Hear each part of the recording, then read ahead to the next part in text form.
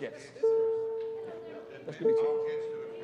I agree, Speaker. I agree. I'll support It that. doesn't say. We're not strangers.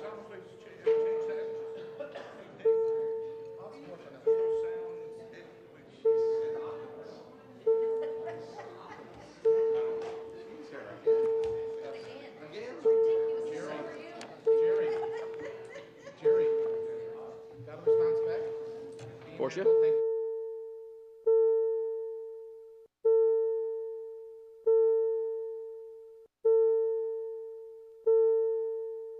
But this one is really appreciate it. Thank you. All good. But it has been played through a fire. I don't care what they says about you. I really don't. My problem is neither do I. That's a good answer here, Mr. Bird. That's a good answer.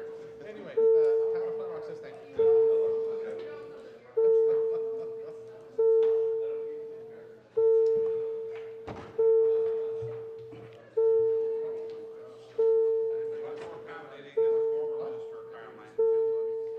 That's not a high bar. It's not a high bar. Yeah, I got one. I got one. I don't have three.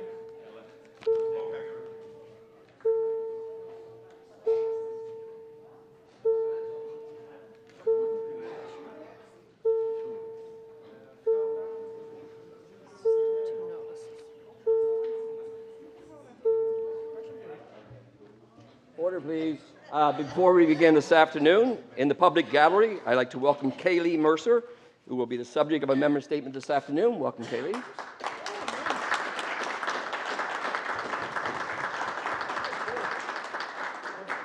Joined with Kaylee is her mother, Linda Dalton, her aunt, Diana Woodford, and Lieutenant Tanya Kane, Unit Public Relations Representative for the Regional Cadet Support Unit, Atlantic Division with the Department of National Defense. Welcome.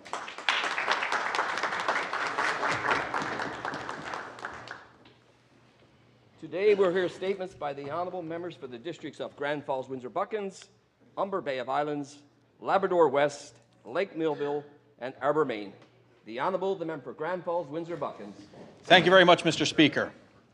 Edgar Power of Grand Falls, Windsor has contributed 31 years to the students of Central through the art of teaching. Starting his career at St. Mike's, Edgar eventually made his way to Exploits Valley High, where his dedication and knowledge would impact many students over the past years. From his Bachelor of Arts degrees in Economics and Business, Mr. Power created a business plan workbook that would guide students through the process of creating a business plan. This led to his students winning provincial business competitions, with many going on to start their very own businesses. Pulling from his Bachelor of Education degree, Edgar created a web page for a World Geography course, which was later used right across Newfoundland and Labrador. No stranger to hard work, Edgar delivered pizza for the first 2 years of his teaching career, helping the family business. Edgar Power has given a lifetime of service to his community, which also included coaching minor hockey and volunteering with the 1916 Beaumont Hamel Army Cadets. Through kindness and his passion to ensure others succeed, Edgar Power has been an inspiration to his students, his peers, and his community. Please join me in thanking my very good friend, Edgar Power, and wishing him well through his much-deserved retirement. Thank you, Speaker.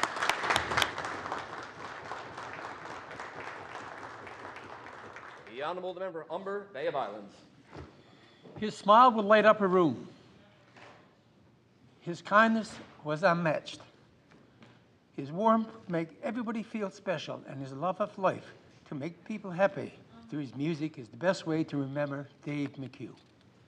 Dave was an outstanding musician who used his gift to promote love, kindness, and you felt this when you were in his company through his infectious smile.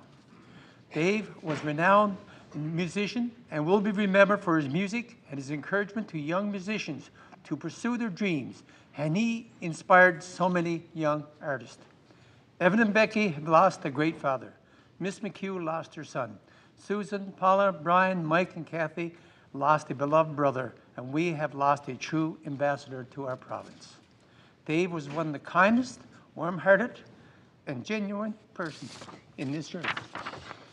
We will all miss you, my friend, but I know heaven is full of smiles and laughter, as you walked in and was greeted by your father, and your music is bringing smiles to all. I ask all members to join me in passing along our condolences to the McHugh family.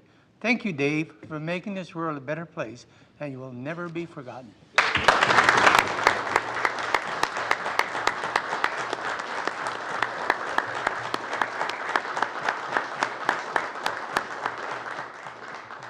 The Honourable, the member for Labrador West. Thank you, Speaker. I rise to acknowledge local United Steelworkers 5795. This year, they're celebrating 65 years of representing the past and present constituents of Labrador West who have worked at the Iron Ore Company of Canada or Quebec North Shore and Labrador Railway. The local USW 5795 was formed in May 1954. They have represented various steelworkers over the years. Many of them are the pioneers of our community who have formed Labrador West into the community it is today. USW 5795 has been the backbone of our community and has done variable charitable work within our community, such as donations to the food bank, the seniors' Christmas lunches, the Christmas hampers, and most recently, they started a school event at the first day of school for students attending Menahek High School, welcoming students back by treating them to a large barbecue. The dedication they have shown throughout many years of service to our community and creating history within our community, we are very thankful for everything they've done. I'd ask all honourable members to rise and congratulate local United Steelworkers 5795 on their 65th anniversary. Thank you.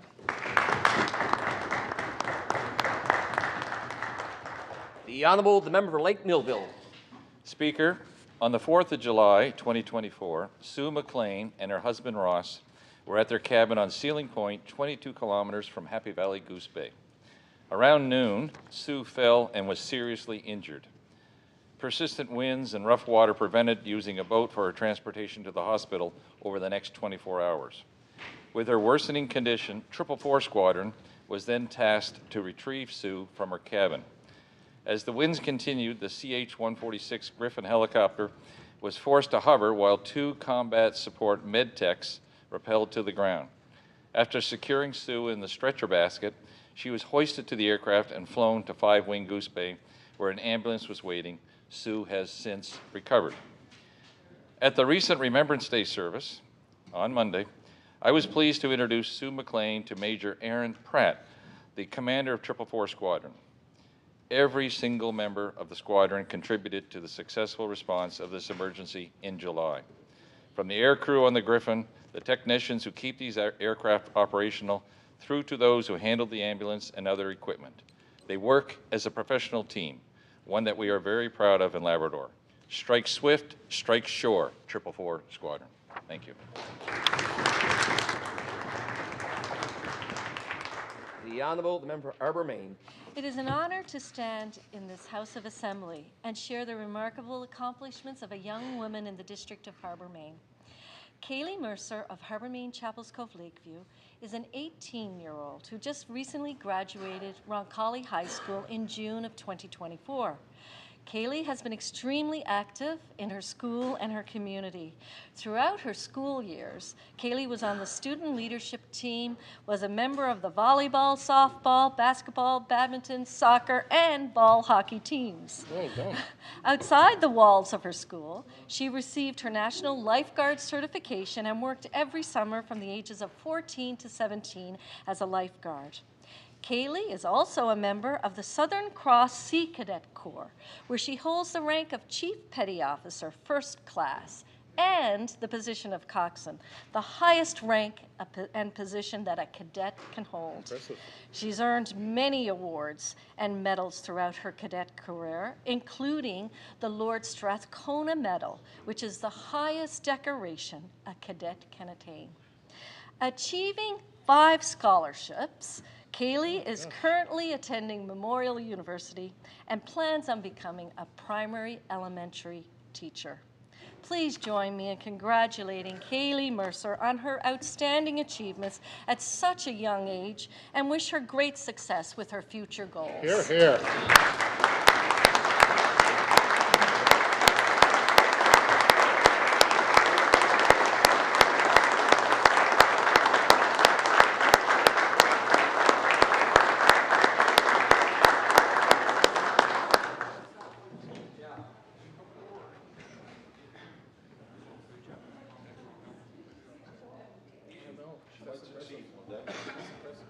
Statements by ministers. The Honourable Minister of Health and Community Services. Thank you, Speaker. I rise today in this Honourable House to recognize November 10th to 16th as Nurse Practitioner Week. Hear, hear. Nurse practitioners are essential contributors within our healthcare system. Whether employed in emergency departments, program areas such as cardiology, long-term care, mental health and addictions, or in primary health care, nurse practitioners provide a high quality of care for patients throughout our province. Our government recognizes the tremendous service of nurse practitioners who are critical to the operations of our family care teams. These teams are expanding access to primary care by having already connected over 60,000 residents. We are proud to support nurse practitioners with initiatives and incentives such as new collective agreement provisions, signing bonuses to work in family care teams, incentives for retired nurses to return to the workforce, and grants for nurse practitioner students. During Nurse Practitioner Week, we reaffirm our commitment to expanding opportunities for nurse practitioners and building a stronger healthcare system that works for everyone.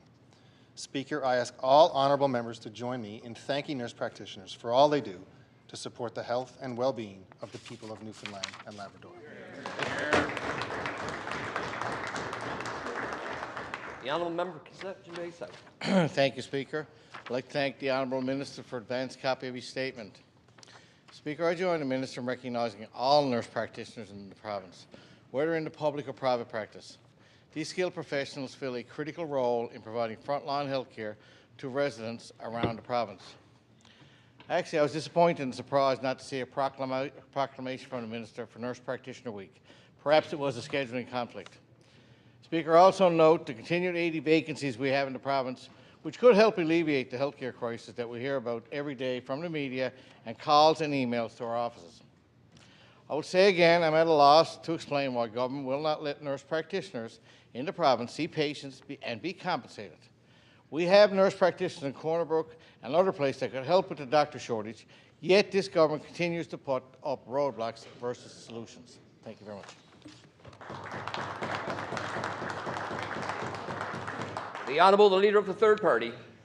Thank you, Speaker. Speaker, I thank the Minister for an advance copy of his statement. We thank the nurse practitioners of our province for all they do to keep us healthy and in good health. We would like to return the favour by calling on this government to finish and release its Healthcare Human Resources Plan. That would go a long way to alleviating the pressures they face at work and providing them with the supports they need to carry out their duties to the highest standard possible. Thank you. Further statements by ministers. The Honourable, the Minister of Fisheries, Forestry and Agriculture. Speaker, our government is bringing in a series of sweeping, positive changes to the administration of Crown lands that will quicken regular applications while supporting long-term possession of the land your home is built on, even when that possession doesn't meet the previous legal tests that blocked that possession. For the last 5 decades, ever since 1976, when government decided to abolish, to terminate adverse possession of Crown lands, government after government has endorsed the 1976 decision and made it their own. Speaker, we are not every other government. The Primary Residence Property Title Program is a game changer. Any qualifying applicant who built, bought, or inherited a house and land and is now living full-time in that home will be issued a quitclaim deed, forever eliminating the Crown's right to that property. The applicant will show that they paid taxes to their municipality and establish reasonable proof of primary residence as of October 15, 2024, and it's theirs. Once approved, if the applicant is a senior in receipt of the Guaranteed Income Supplement, the GIS, they pay nothing for this deed except standard processing fees. No applicant will pay full market value, and to support housing security, the deed will be based on a percentage of income starting at just 5% of the nominal price. For 50 years, this legislature said, don't do this. Take the land away and take these families to court with no other recourse. Speaker, we are not listening to that advice. The Honourable, the Member for Exploits. Thank you, Speaker, and I thank the Minister for an advance copy of his statement. Families who have lived on their land for generations have been in heartbreaking situations where they have had to spend enormous amounts of time and money to try and get their true, clear title of their own land. The Liberals have left people suffering far, far too long. The quitclaim process is a glimmer of hope, finally.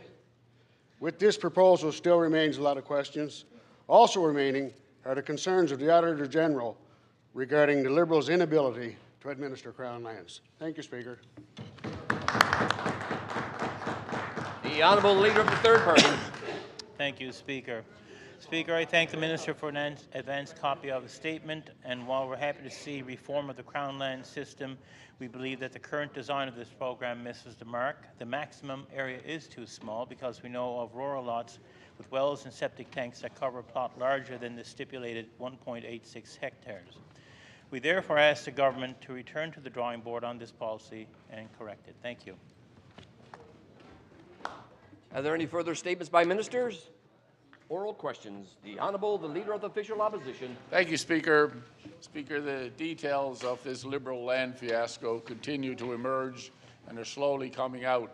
Yesterday, we learned from the Minister that the government actually sold this land back in 2016.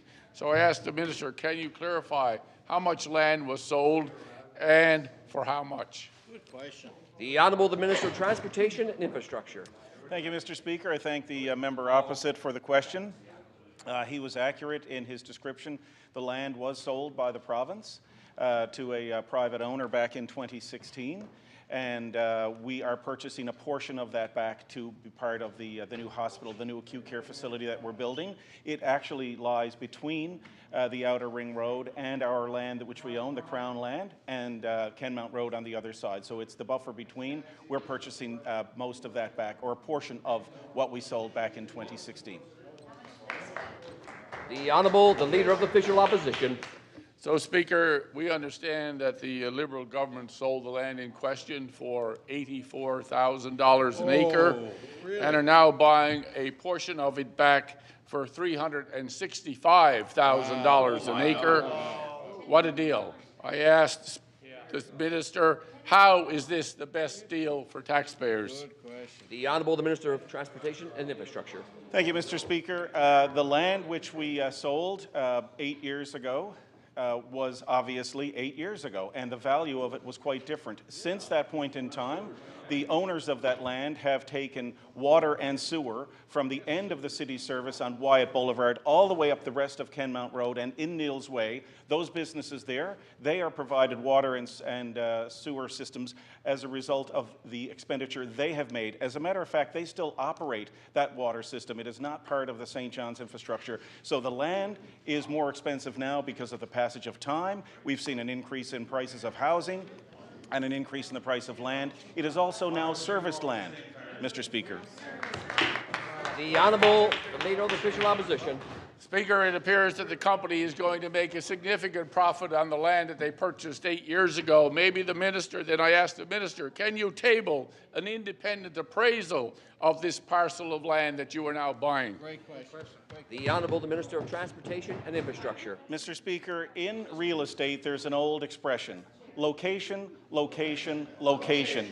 It's located on the border of Mount Pearl. It's located on the border of Paradise. It's located on the border of St. John's. It is at the intersection. It's also neighboring with CBS. I wonder if the member of Topsail Paradise doesn't want a hospital to go in there on the doorstep of their district. Does the member of Topsail Paradise not want it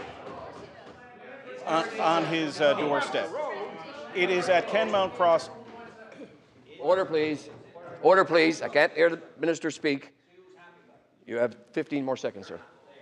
Mr. Speaker, it also allows us to unlock and help fix an issue that the folks in Topsail Paradise have long lobbied for, a change in the infrastructure at the interchange of the Outer Ring Road and Topsail Road. We plan to do that, and it's going to accentuate the ability to get into the new hospital site. The Honourable, the Leader of the Official Opposition. Speaker, I listened to the Minister's comments, but at the same time, 720 Kenmount Road was sold in October of 2022. That's right next door. 55 acres to be exact. 720 Kenmount Road, 55 acres, 2022, $575,000. Yes, 55 acres, $575,000, $10,400 an acre. I asked the minister, you still think you got a good deal? Good question. The Honourable the Minister for Transportation and Infrastructure. Mr. Speaker, we do. We do think we've got a good deal because what we're going to do is we're going to provide enhanced health care service to thousands, tens of thousands, hundreds of thousands of people in Newfoundland and Labrador. The accessibility for the people who live in the communities I referenced earlier in the cities of Mount Pearl and St. John's, CBS and Paradise, and the rest of Newfoundland and Labrador because it's right on Route 1, the Outer Ring Road, the highway that connects every community in Newfoundland and Labrador. The Honourable the Leader of the Official Opposition. Speaker, 720 Kenmount Road also had direct access onto Kenmount Road. So there we go. Let's also talk about 543 Kenmount Road. There's 70 acres for sale right now at 543 Kenmount Road for a price of $1.75 million. Wow. That's $25,000 an acre. Again, I asked the minister, are we getting the best value for our dollars? Clearly not. Order, please. Order, please. No. You're not recognized yet. Members ready? The Honourable the Minister of Transportation and Infrastructure. Mr. Speaker, we are getting the best value because, as I mentioned, the location of this will service not just the 3 of the largest municipalities, really 4 of the largest municipalities in Newfoundland and Labrador, about 270,000 people. Almost half the province are going to live within about a 15 to 20-minute drive of this facility. They can access it through the Outer Ring Road. They can access it through the other busy road in the province, one of the busiest, Kenmount Road. So yes, it is a good deal, and it's a good deal for Newfoundland and Labrador residents who require better health care service. We're going to provide it. The Honourable the Leader of the Official Opposition. Speaker, the minister keeps alluding to the great location, great location. Well, in that location, there's actually 130 acres of Crown land. Why didn't the government actually use their own Crown land to build the new hospital? The Honourable the Minister of Transportation and Infrastructure. Mr. Speaker, when we did the news conference a little over a week ago, there was a map right on the podium. It shows the land we're purchasing. It shows the land behind it, which the Crown owns. We have to get through the Crown land in order to get to this land so that both accesses can be from Kenmount Road and the Outer Ring Road. The Honourable Leader of the Official Opposition. Speaker, again, I have the question. Here we have 130 acres of Crown land, and we're talking about needing access. Well, why not expropriate and take back the roadway, the width that we need to put a roadway into 130 acres of Crown land that we already owned? I asked the minister, why didn't you consider that? Great question. The Honourable the Minister of Transportation and Infrastructure. Mr. Speaker, the honourable member opposite makes expropriating sound as though it's free. When you expropriate land, you pay market value, which would have been much higher, much higher. It's not free land. When you expropriate the land, it's not free. You have to pay. Order, please. I heard the question. I want to hear the response. The Honourable Minister of Transportation and Infrastructure. When you expropriate land, you pay fair market value. When you have willing vendors, you can negotiate. We negotiated a lower price than the asking price. The Honourable Leader of the Official Opposition. Speaker, no commercial appraisal that he can present in the House of Assembly to tell us exactly what the value is. We know what they sold it for 8 years ago. We know what they're buying it back for. 3 times the amount of what they actually sold it for. So the minister could stand up and say that, yes, we're getting good value, but where's the evidence that it is good value? Other pieces of land sold for much less. Now, the minister also talked about the water. So we've been told that it's actually going to require a new water tower to be built on Kenmount Road, costing $15 to $20 million that will be required to provide water to this hospital site. I asked the minister, can he confirm this? Great question. The Honourable the Minister of Transportation and Infrastructure. Mr. Speaker, Paradise actually, in order to unlock that other land that's up there and to make it more usable for people who want to build homes, expand businesses, as the city continues to grow out, again towards CBS. I saw the minister or the MHA from CBS laughing. Does he not want to have expansion there? Does he not want to have a hospital next to his district for his residents? Does the member from Topsail Paradise not want this? We have to have a water tower in order to bring water in. The actual cost is still being worked out. The Honourable the Leader of Official Opposition. Speaker, we want the best value for the people of Newfoundland and Labrador. So I will ask the minister again, can you confirm the need for a new water tower that's going to cost somewhere between $15 and $20 million to put on that site, and who is going to pay for it?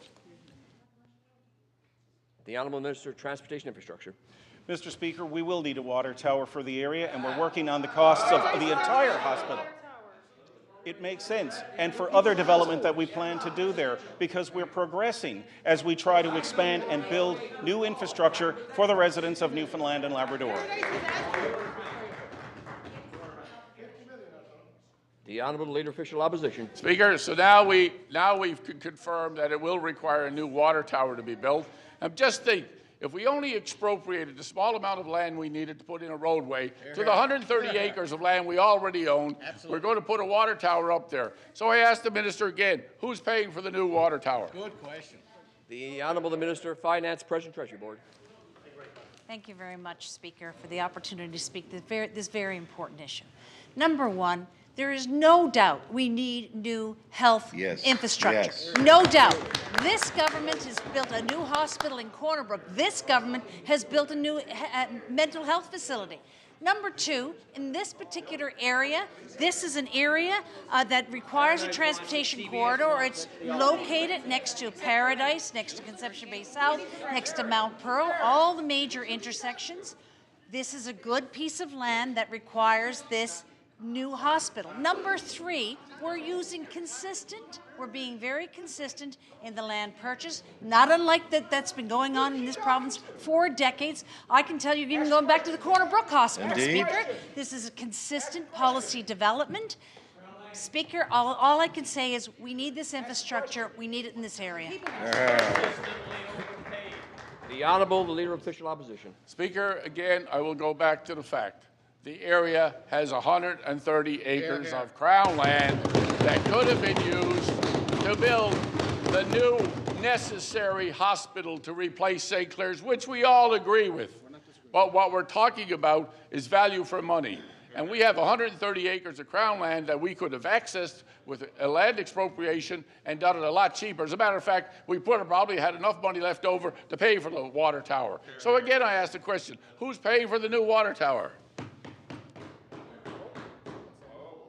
The Honourable the Minister of Immigration, Population Growth and Skills. Thank you, Speaker. As an MHA responsible for Paradise, I can tell you that Paradise has been asking for a water tower. I've just searched my email for a water tower, and I have a letter from the town of Paradise in 2019, and one of the things they asked government for is a water storage tank because the residents of the town of Paradise need another water tower. So I fully support, and it makes sense, Speaker, that we need another water tower for the residents of Paradise and the residents of the Avalon Peninsula. Thank you, Speaker. The Honourable the Opposition House Leader. Thank you, Speaker. Very interesting debate. I don't know if you call it debate or not. We're not talking about need of a new hospital. Order, please. We've always spoke that we need another hospital. We need more health care. And actually, I need a lot more health care in my own district. Not out on Kmart Road. I need it in CBS, not Kmart Road, Minister. We're talking about a flawed process, Speaker, and that's what government neglects to acknowledge. Speaker, yesterday the Minister admitted that staff of the Health Authority personally profited by renting houses and apartments to agency nurses the Health Authority had hired. Speaker, can the Minister tell the House now how long this went on under the Liberal watch? The Honourable Minister of Health and Community Services. Thank you, Speaker. And the member asked me to table a letter, and actually he texted me yesterday and asked for copies of the letters to just show the trail of how this played out, and I provided him with copies of those letters last night. So he probably already knows the answer to this question. But anyways, we're here in question period. We'll just, it doesn't stop us from saying things more than once or asking questions more than once. The issue was raised by the Nurses Union back in March of 2024, and immediately after that, the former Minister of Health wrote back to the RNU, wrote to the CEO of NLHS, wrote to the chair of NLHS, and wrote to the Auditor General that these allegations had been made.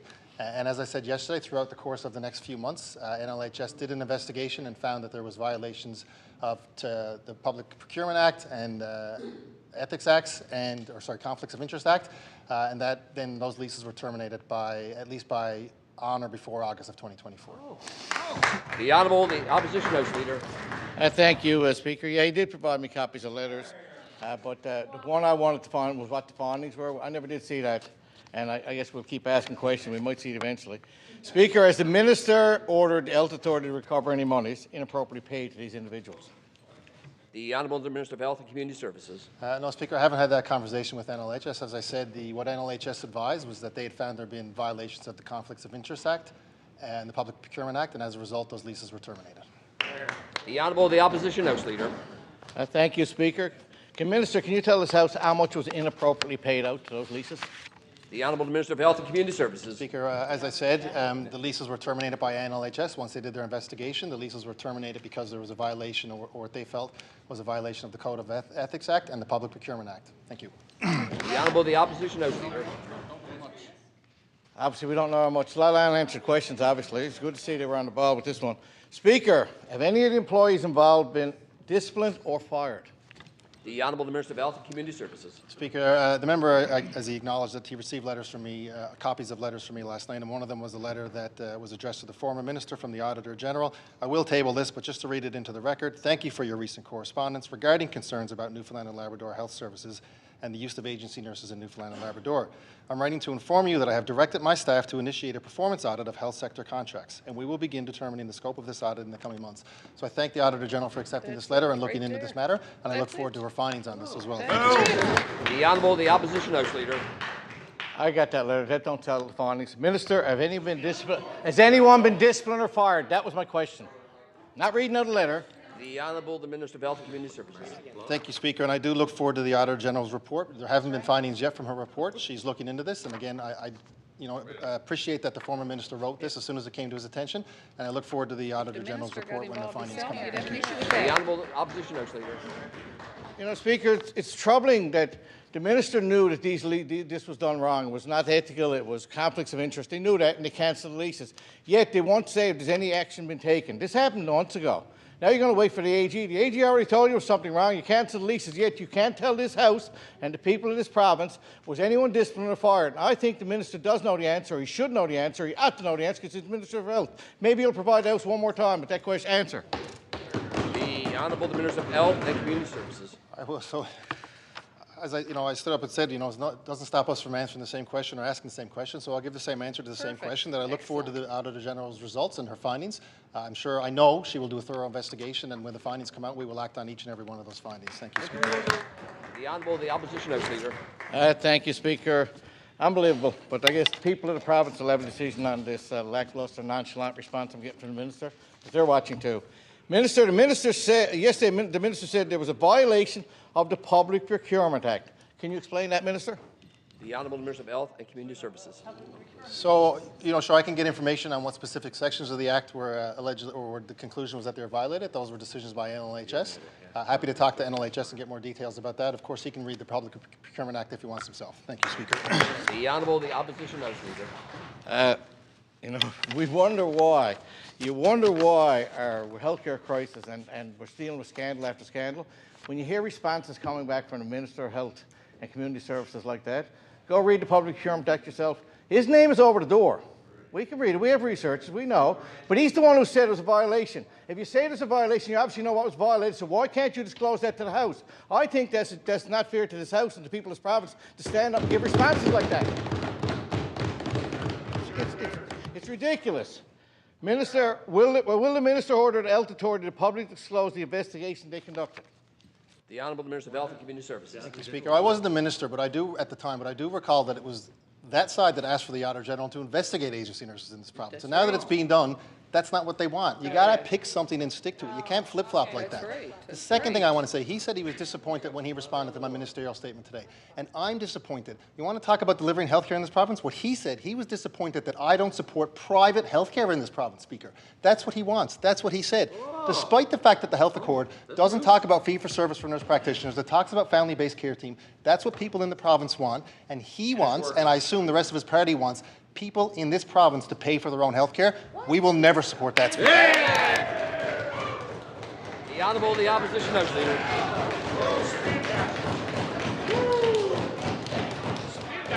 Not the last day of school yet, Speaker. Not the last day of school yet. Relax, everyone. If an orthopaedic surgeon can bill government for the service, if a private doctor can bill government for the services, why can't a nurse practitioner bill government for the services? That's what we're asking. That's what we're asking, Minister. War and peace. Decorum, I think, Minister. For Speaker, keep it in line. Speaker, neither the former minister nor the current minister proactively disclosed this abuse to taxpayers' money for almost 7 months. Why is that? Why is that, Minister? The Honourable Minister of Health and I'll answer the first questions. I'll answer the first question. Why won't we support nurse practitioners in fee-for-service?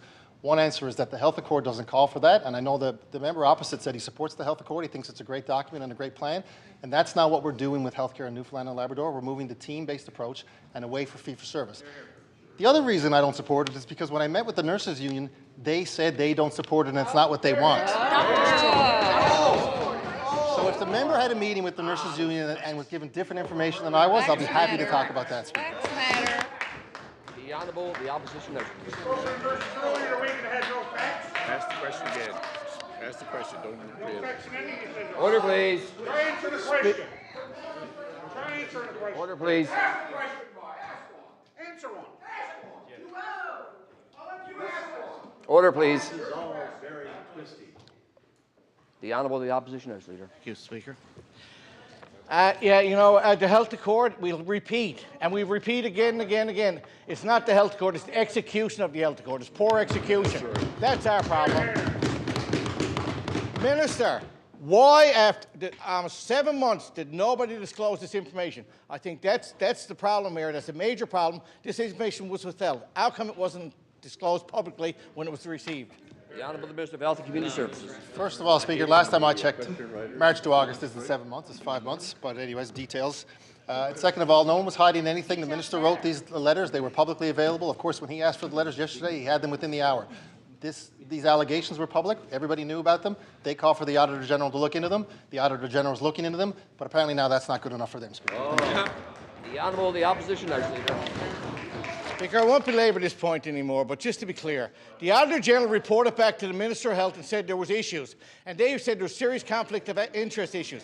They then cancelled those leases. That's what we're asking. How come that wasn't disclosed then? We'll wait for AG's report. We respect what she's going to report. We want to know why that wasn't disclosed then. Why did we only find out yesterday in the House of Assembly when the Minister stood up and answered my question? Minister, or Speaker, did the Minister's silence back in August have anything, and I wonder, anything to do with the Waterford Valley by-election? The Honourable, the Minister of Health and Community I can't let this point slide. The member just got upset. The member just got upset because he said when he stood up in the House and asked a question, I answered it. This is what question period is for. I appreciate the questions, and I like to answer them. And this is how it works. And to say that that's not how he wants it to work anymore, I don't know. You know, what else can we do?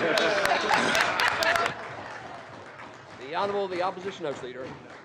Mockery makes everyone look like a fool. And when you get a Minister of Health standing up and trying to mock me and play with my words in this House, we say it's theatrics in this House. You can say what you want. I said the Minister yesterday gave me an answer. Then he gets up and tries to twist it around. Show some respect to the people of this province. Show some respect to the opposition. We have a job to do. You have to provide answers. And answer the question. The Honourable Minister of Health and Community Services. Speaker, I'll just take the opportunity to say I'm very proud of Health Accord NL. It's a great plan. Happy that physicians are going to work on care-based teams and nurse practitioners and nurses, all kinds of allied health professionals in that document. Health Accord is working. We're getting there. We're recruiting doctors. We're recruiting physicians. We're recruiting nurses. Healthcare is getting better. And most importantly, public healthcare is getting better, not private. The Honourable the Member Cape St. Francis. Speaker, the Minister indicated earlier this week there are only 54 guests at the Airport Inn after almost a year of owning this hotel. Given the total cost to taxpayers at $13 million per year, this equates to $240,000 per person per year. Wow. Speaker, I ask, is this an efficient, cost-efficient model? The Honourable the Minister for Housing, Mental Health and Addictions. Speaker, thank you for the opportunity to respond. And as I said the other day when the question was asked, and I'll still repeat it, that the whole purpose and the rationale for the facility at 106 Airport Road is to support individuals coming from long-term homelessness into stable housing. That's correct. We are providing wraparound services. We're providing in a facility that is current, maintained quite well. We're providing security. We're providing housing supports. We're providing medical supports. We're providing counseling. And that all costs money, Speaker. We had a choice to go build something or rent something, and that's what we're doing, Speaker. Thank you. The Honourable Member Cape St. Francis. Speaker, we certainly appreciate End Homelessness St. John's that have stepped up and cleaning up this situation. Speaker, I asked the Minister, has he reviewed the list of almost 3,000 people, 3,000, on the housing wait list to see if we can accommodate any of these families at the Airport Inn and get them off the street? The Honourable Minister for Housing, Mental Health and Addictions. Speaker, the reality of what we're doing here, and I think the member has gotten I think the two sort of client groups or programs mixed up, are the folks that we're dealing with at 106 Airport Road, Horizons 106, are people who are on long-term homelessness, are in that state. And they are not folks that we are addressing through our rental housing through NLHC. That's a totally different program, totally different list of individuals, and the folks that go through our central wait assessment are not the folks that are waiting to get an apartment with NLHC. So, Speaker, two different programs, two different sets of groups of individuals we're working with, and I think we're both doing well, but we've got improvements to make on our wait list for NLHC for sure. Thank you. The Honourable Leader of the Third Party. Thank you, Speaker. Speaker, does the Premier think the people of the province are stupid? This was a question a group of people at a convenience store I dropped into wanted me to ask in the House of Assembly after they listened with disgust to the flimsy justifications for the land deal for the new St. Clair's Hospital. So I asked the Premier on their behalf, does he have so little respect for people's intelligence that he believes they will swallow the pathetic rationale his government is using to justify the H3 development land deal? The Honourable Minister of Transportation and Infrastructure. Mr. Speaker, we have the utmost respect for the people of Newfoundland and Labrador, the people who voted for us on this side and on that side of the House. We understand the healthcare needs have increased as a result of our aging population, our aging infrastructure. As a result, we are going to construct a new state-of-the-art acute care tertiary facility for the entire province, which borders on 3 of the 4 largest municipalities in Newfoundland and Labrador. We have utmost respect for all Newfoundlanders and Labradorians. That is why we're doing it. The Honourable the Leader of the Third Party. I would say the people of the province strongly disagree. Speaker, the saying, the fish rots from the head down, is a metaphor for leadership. Are the disturbing revelations regarding the traveling nurses accommodations and the St. Clair's land deal a reflection on the Premier's ineffective leadership and the crumbling ethical walls of his party? The Honourable the Deputy Premier. Thank you, Speaker. And with respect to this House of Assembly and to the people of this province, I'm answering this question. I will say that there's a great deal of respect for the people of Newfoundland and Labrador from this side of the House. We have placed a lot of emphasis on cost of living supports for the people of the province. We have fundamentally changed health care. The Premier, when he first became leader of the Liberal Party in Newfoundland and Labrador, set out on a path of having a health court. The only province in this country that has a substantial plan that is now being implemented. And I congratulate the Minister of Health for doing that. We're the only ones that have opened new hospitals, opened new schools, put supports in place for Newfoundlanders and Labradorians. The Honourable the Member Labrador West. Thank you, Speaker. Speaker, we're continuing to hear from unions and workers that there are exceptionally long, prolonged delays with the Labour Relations Board for union certification votes that are taking place, delaying workers from experiencing their charter right to form a union. In the process that should take up to 5 days, as stated in legislation, is taking as long as 3 to 6 weeks before a vote is even happening. This is unacceptable. Unions have reached out to the Minister, yet their concerns have fallen on deaf ears. I asked the Minister, why isn't these serious issues being addressed with the Labour Relations Board? The Honourable the Minister of Justice and Public Safety. Thank you, Mr. Speaker, and thank the Honourable Member for a very valid question. We've done significant work with the Labour Relations Board. They've made substantial improvements over the time through my meetings with the unions, through our stakeholder groups, through when I was Minister of Labour. We've had significant gains made in that. I know there's room for improvement. We're always looking for room for improvement on that. I know they're getting back to their full complement, but thank the Honourable Member for a great question. The Honourable Member for Labrador West. Thank you, Thank you for that, and the Minister. But the unions, like I said, if they've come to us recently, they're still having issues with that. Speaker, here's a solution for the Minister. Card check. Unions agree that card check allows workers to form a union without employer interference and allows for a smoother process. This province had card check, but it was removed by the former Conservative government and supported by the Liberals in 2014. I asked the Minister, why hasn't this government reintroduced card check to help the process of unions? The Honourable Minister responsible for Labour. Thank you, Speaker, and I thank the member for the question. What I will say is this government is committed to ensuring that labour legislation in this province remains relevant and responsive to the needs of workers and workplaces throughout Newfoundland and Labrador. We've had conversations with the Federation of Labour, and it is important to ensure that an appropriate balance is maintained. We're listening to these groups, as my colleague alluded to, but always trying to strike that balance between the rights of workers and the rights of employers. And although we're not contemplating any changes right now, Speaker, I say to my honourable colleague at this time, I always do welcome the opportunity to discuss. Thank you. Time for oral question has expired. Presenting reports by standing select committees. Tabling of documents. The Honourable, the Government House Leader. Thank you, Speaker. I have 4 letters I mentioned in question period, and I think 1 or 2 or maybe 3 of them were asked for yesterday to be tabled. The first is a letter from the former Minister of Health dated March 15th, 2024 to the former Minister from the President of the Registered Nurses Union. And the second is a letter dated March 21st, 2024 to the President of the RNU from the former Minister of Health.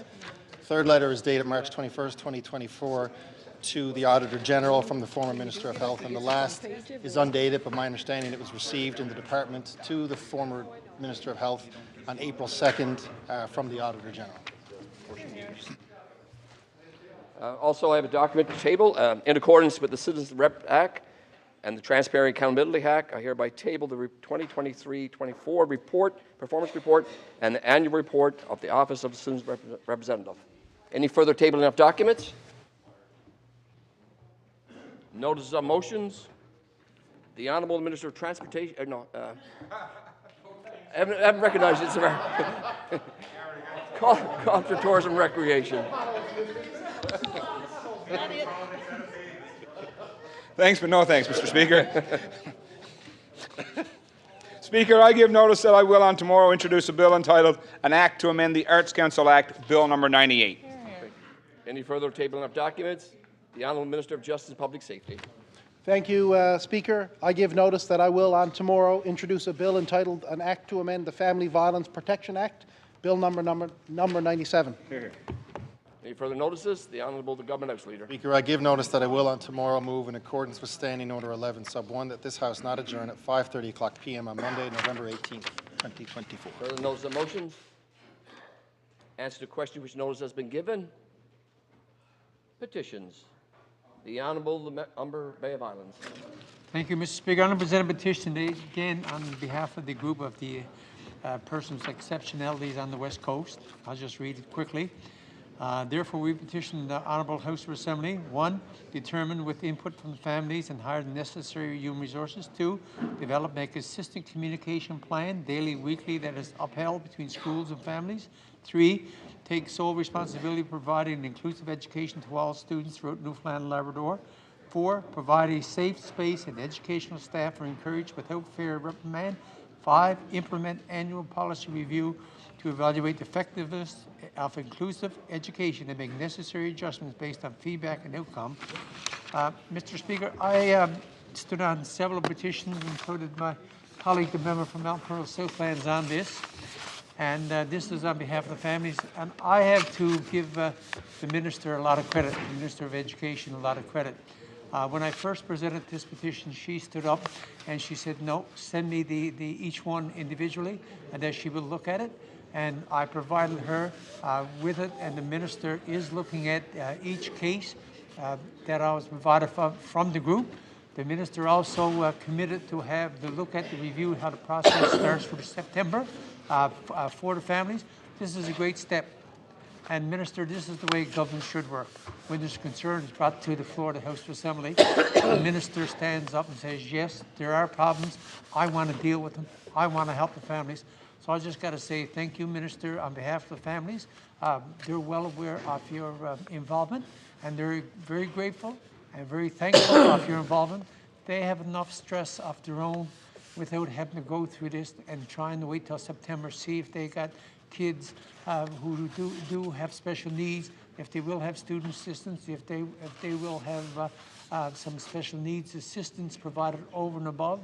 And this situation with Jordan Principal, I know the Minister is going to provide the funding to get all the kids back in school with proper services in the school.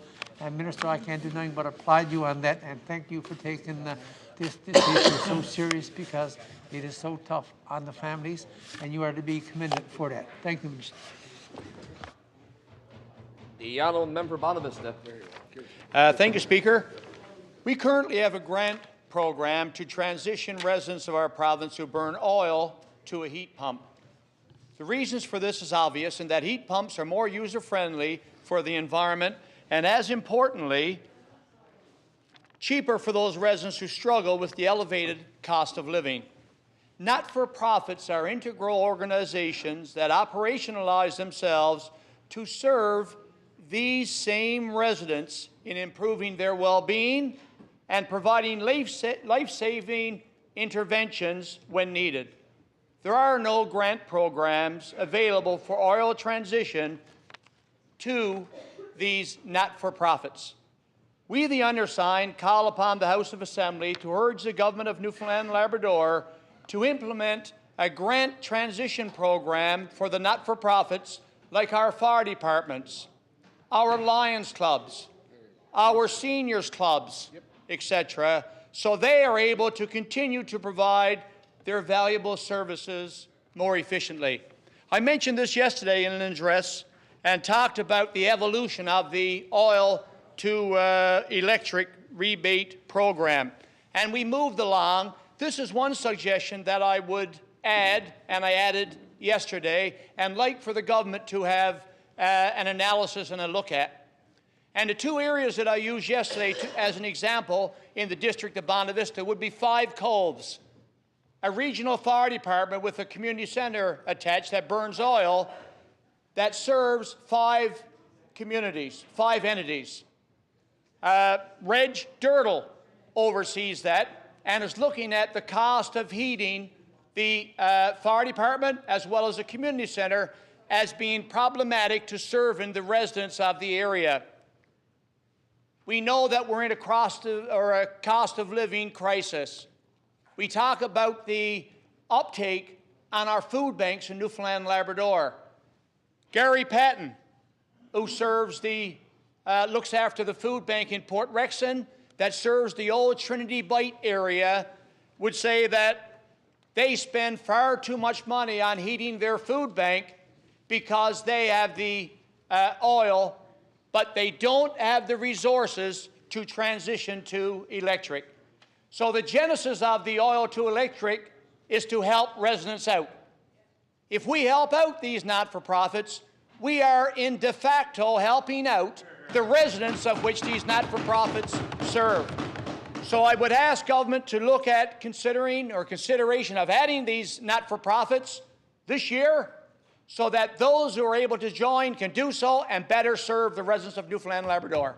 Thank you, Speaker. The Honourable Minister for Justice for a response.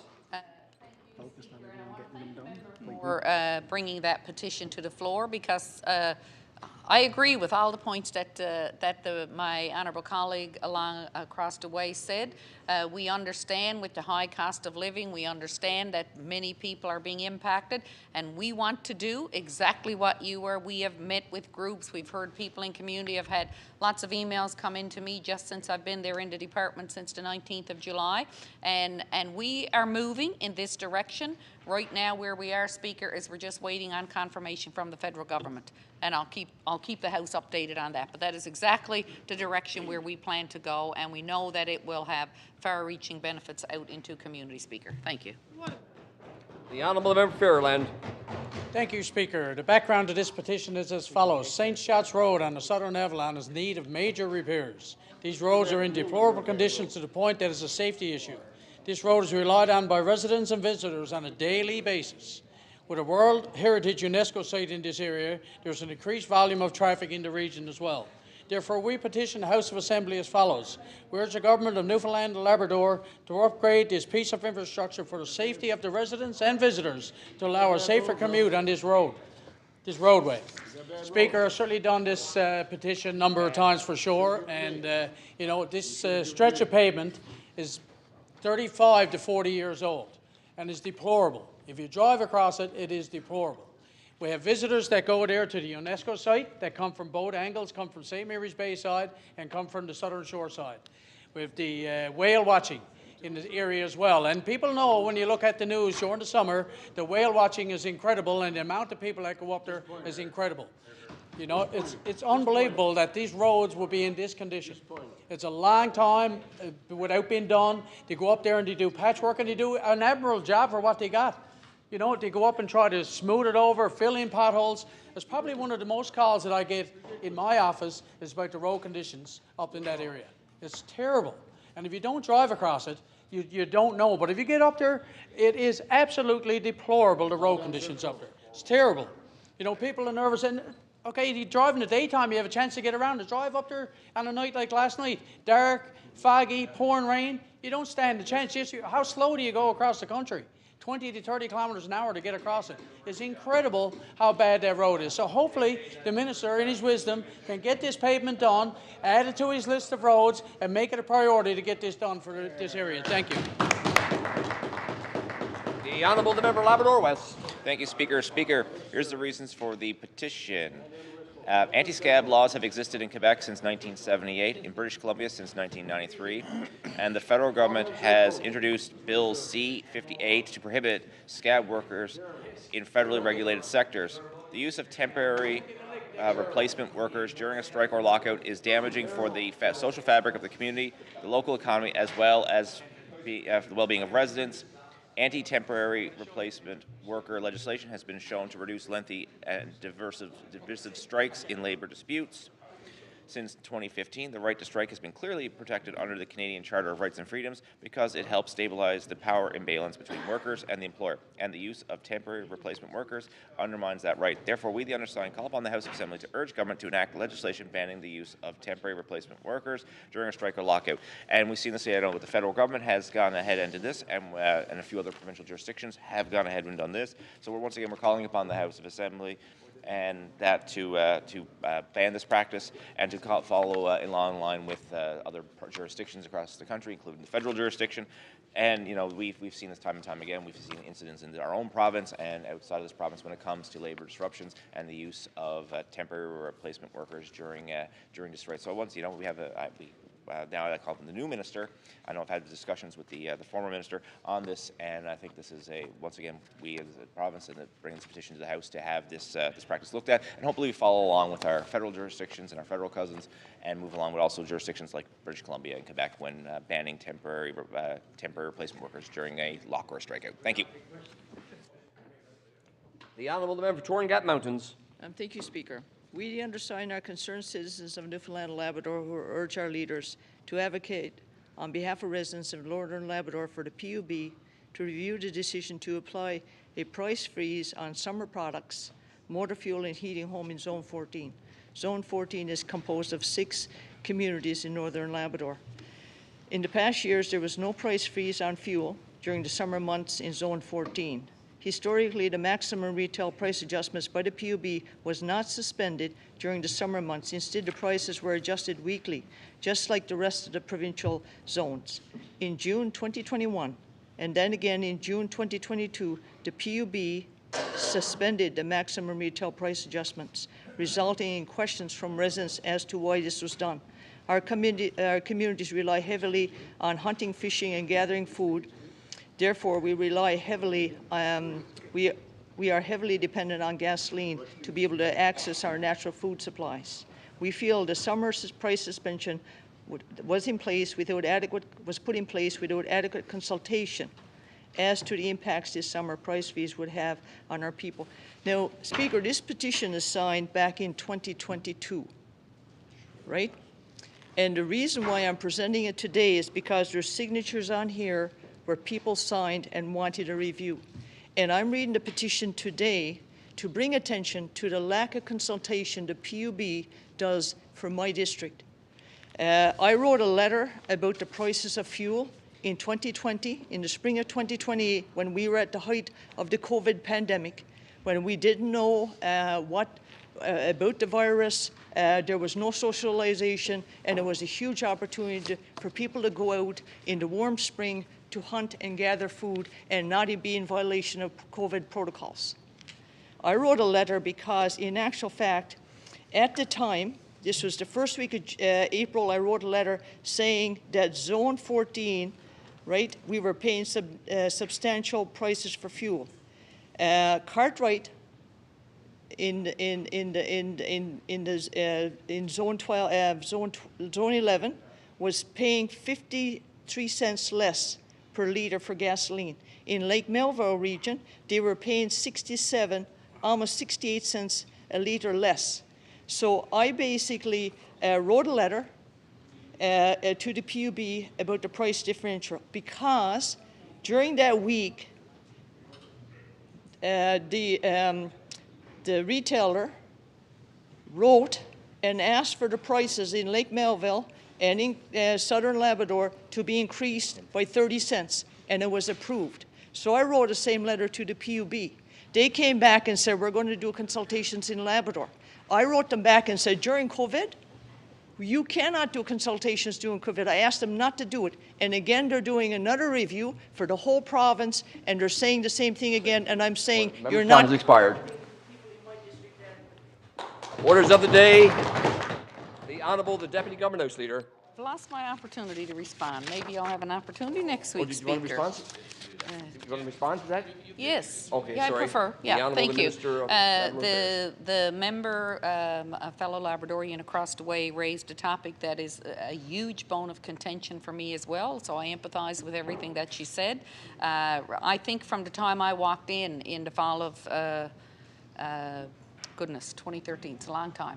I've been frustrated with the PUB, with that whole process, calling on a review for years. Finally, in the middle of COVID, in the early days of COVID, when prices went up 30 cents a litre overnight that spring, they initiated a review. It's not another review. The challenge is they've taken so long with the review that they're doing.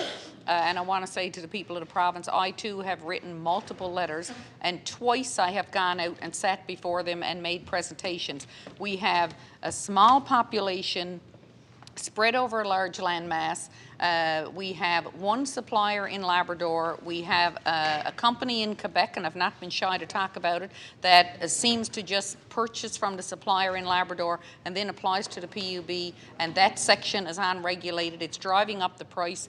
And this summer, I mean, we just finished $1 billion road network from Labrador West to the Straits, $1 billion, and we're still paying tanker prices, which is a problem, Speaker. So I placed a lot of questions before the PUB, and then they asked me to follow up with a written submission. I would encourage the member for Torngat to submit more than a letter, a written submission as well, because the more that we can get into better, because all summer my folks was paying almost 30 cents more with a road connection than right up in the north and Maine. There's something wrong with that. I'm going to continue to do what I can as the Minister for Labrador, and I encourage my member to do the same thing. Thank you. Orders of the day. The Honourable the Deputy Government House Leader. Thank you, Speaker. Orders of the day. I call from the order paper number 1, address and reply. The Honourable Member for Conception Bay East Bell Island. Thank you, Mr. Speaker. I didn't get an opportunity Before we start, would you like the podium? Or Pardon? You don't need the podium, do you? No, I'm fine, thank you. I didn't get an opportunity to do this in our last sitting, but I would like to join my recently elected colleagues in giving a quick maiden speech, I guess they call it, Mr. Speaker. And I rise in this House today, this Honourable House of Assembly, to first and foremost thank the voters of Conception Bay East Bell Island for the opportunity to stand here as their MHA, and I understand and fully appreciate the fact that it's their trust and support that allows me to come to work here each and every day for them. Now, it was only about a year ago that I began the process of seriously thinking about running for elected office. As I'm sure it was for most people in this honourable House, it was not an easy decision, and certainly not one that I made on my own. With the support of my wife, Bonnie, and our family and friends, people in the party, and of course the District Association, the choice became easier. Last December, when I announced my intention to run at the Grounds Cafe in the district, a reporter asked me what I thought the difference would be between being a journalist and being an MHA. And the reality is, Mr. Speaker, there is no big difference. Because people usually don't call reporters, they don't reach out to the media or MHAs when everything is going right in their life. They call, they reach out when they need help. And you answer the phone. And that was really my intention when I left my 30-plus year broadcast career back in May of 2020. But it was supposed to be behind the scenes, helping Premier Fury. When he asked me to help in 2020, I asked why he was doing this, and his answer was simple. He said to help the province and to help leave it a little better than we found it. And at that time, Mr. Speaker, we can all remember, we still talk about it, we were facing some major challenges, not just financially. We were heading into a global pandemic. It was a time of great uncertainty, not just here in Newfoundland and Labrador or Canada, but around the globe. And while I didn't realize it at the time, my experience as a journalist prepared me for that role as an advisor. My career in TV and radio gave me an opportunity to get to know the people of Newfoundland and Labrador. It gave me a chance to gain their trust. It gave me a chance to really get to know the province that I call home. I often think of something that happened to me in British Columbia about 36 years ago when completing a broadcast journalism program in Vancouver. Our instructors took us on a tour of the Lower Mainland and the interior. The idea was to tour TV, radio stations, newspapers to get a sense of where we might like to work when we graduated. About 3 days in, one of the instructors said, "I've noticed you've not been handing out any resumes." And my response to him was, I have no intention of working here. I intend on returning home to my family and friends and my home province the moment I graduate. And that's exactly what I did, Mr. Speaker. I came back to Newfoundland and Labrador and almost immediately began working at NTV. And the rest, as they say, is history. That's where I spent almost 24 years. To this day, I owe a debt of gratitude to the late Jeff Sterling, an entrepreneurial icon in Newfoundland and Labrador, and his son Scott, for allowing me to tell the stories of Newfoundlanders and Labradorians, to hold up a mirror every day and show the province what was going on in our world, in their world, and in our backyards. It was an absolute privilege to work with so many talented people, too many to mention, but I should say that I keep in contact with many of them and still consider them close friends. One of them was Lynn Burry. She was the legislative reporter when I joined NTV back in 1990, very early 1990, January. She taught me so many things about what went on in this chamber, which, by the way, at the time was not here. It was still located upstairs on the top floor of the Confederation Building. Mr. Speaker, it's worth mentioning that my first visit, one of my first visits to the chamber as a very young reporter, when it was upstairs, was to witness then Premier Clyde Wells give an impassioned speech about the Meech Lake Accord. There was a crush of local and national media there. It was a big deal at the time. And of course, Premier Wells at the time was one of the only premiers, or the only premier, to oppose the Accord. I remember that crush of reporters gathered around then Federal Cabinet Minister and Accord supporter John Crosby as he walked away saying the province had made a mistake. A little over 2 years, I sat in a large salon at what is now the Delta Hotel and watched the same person, John Crosby, close down the cod fishery, something we never thought in this province we would ever see. What followed could only be described as mayhem, standing just a couple of feet from locked doors as angry fishermen at that point in time pounded on the door to get in and presumably get at John Crosby, who had delivered that devastating news. In true Crosby fashion, though, he refused to be taken away out a side door. He walked through the main lobby, again with a crush of reporters and people, and this time the police and security around him. It was an historic moment, one that I'll never forget, and I was right there in the midst of it. It was a turning point for this province, Mr. Speaker, and again, an uncertain time for Newfoundland and Labrador, but we persevere. About 5 years later, ironically, I was outside that same hotel just down the street when we celebrated first oil at Hibernia in 1997. We all know how that story has unfolded for our province and what it has meant for our economic bottom line. Covering stories like that, Mr. Speaker, fostered my interest in politics, campaigns, and elections, but I never really thought at the time that it would lead me here. I absolutely loved my job.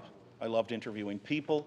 I loved the writing, the editing, the live broadcasts, and the people I worked with. It was not work, it was fun. I enjoyed going to work every day, and I still enjoy going to work. Along the way, I also came to love this province even more, and of course its people. The people who invited me into their homes each and every night to give me the ability to tell their stories, some sad, some happy, some tragic, and, gratefully, some that were very triumphant. I've often been asked if I have a favorite interview over a 31-year career in media. What stands out? It's hard to pin down one thing from the thousands of people I interviewed. There were just too many. But it would be a safe bet that it would be an interview with someone who most people here do not know or can remember or even heard of. Not one of the many prime ministers or premiers I sat down with. Someone with a story of resilience, someone who overcame adversity, the people of Newfoundland and Labrador. Just the other day, I was at the rooms for an event, and someone approached me to remind me that I had interviewed their son and her about 30 years ago. At the time, he needed life-saving surgery on the mainland. It was before the internet, before Facebook, before group funding. They needed help. They needed the public to know. She wanted to tell me that he's now 37 and he's doing fine and he has a child of his own.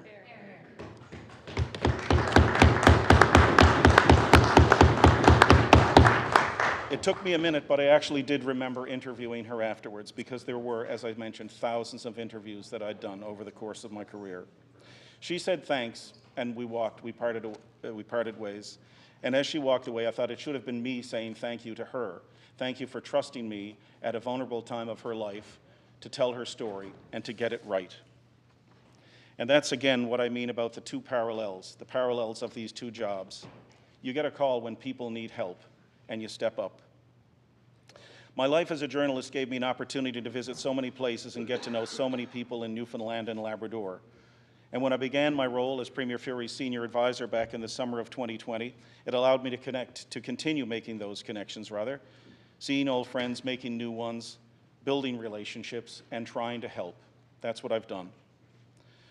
So when the time came last November to make that decision about whether or not to run in Conception Bay East Bell Island, while I say it was difficult, it actually became easier as I thought about it, and I knew in my heart it's what I wanted.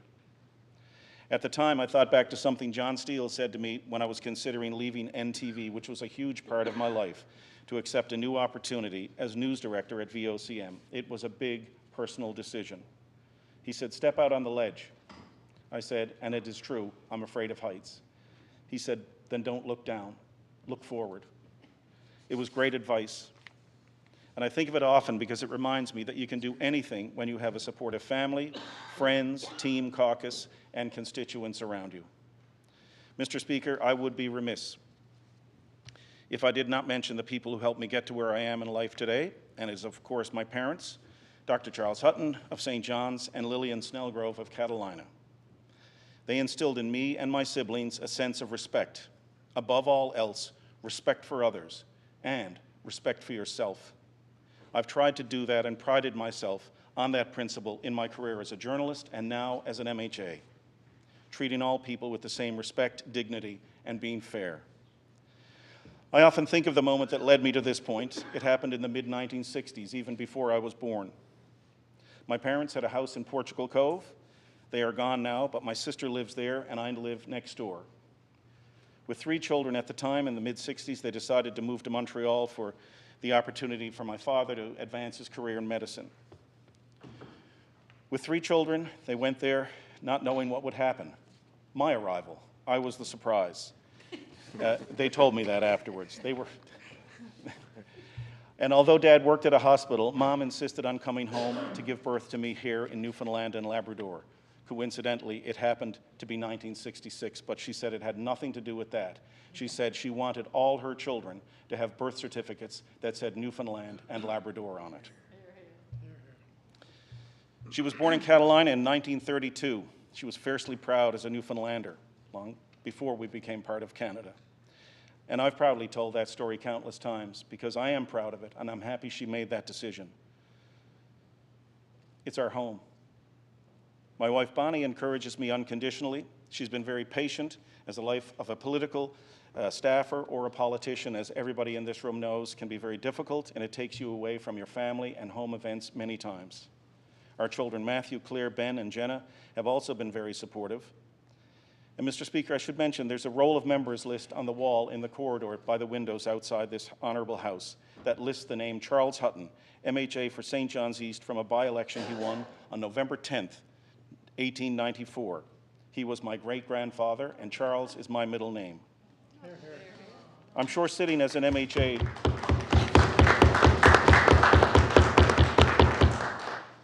I'm sure sitting as an MHA 130 years ago was quite different, but perhaps very similar, in that the people elected then, like now, were here to help the people who put them there, here to help shape the laws and policies that impact our daily lives, and I'd like to think with the hope of leaving the place a little better than when they found it. Mr. Speaker, unless you're Tom Osborne, for most of us, our time here is short.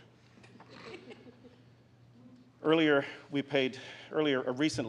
paid tribute to Kevin Parsons, and earlier this year it was Derek Bragg, both wonderful men. They are gone far too soon, but they left their mark, as we hope to do. Those losses should remind us daily that the privilege of sitting or standing in this house is fleeting. We need to work together in a responsible and respectful way to advance this place we all love and call home. Ultimately, in my heart, I know everybody in this room, all parties, want what's best for Newfoundland and Labrador. I certainly do. So to my constituents, to my family, to honor the memory of my parents, my great-grandfather, whose name is outside this room, and those late members I just mentioned, I pledge to do just that during my time in this honorable House of Assembly. Thank you, Mr. Speaker.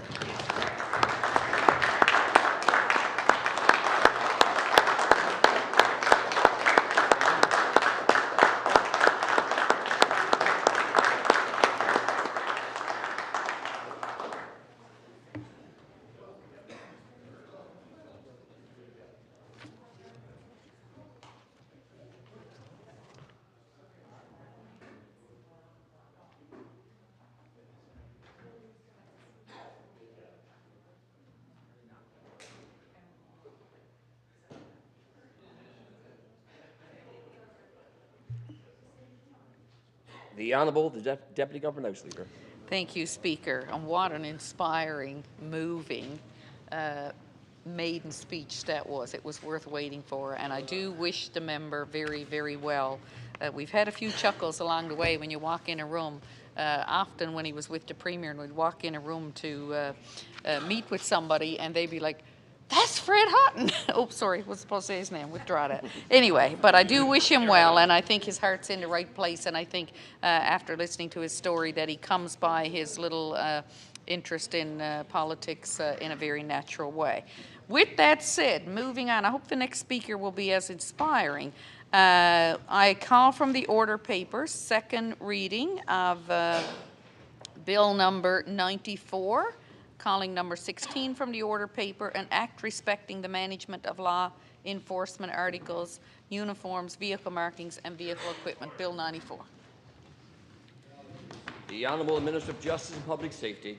Thank you, Mr. Speaker. I'm very excited to stand here, although I wish it was before Fred Hutton, not after. So, Mr. Speaker, oh, sorry, yes. Mover and a seconder?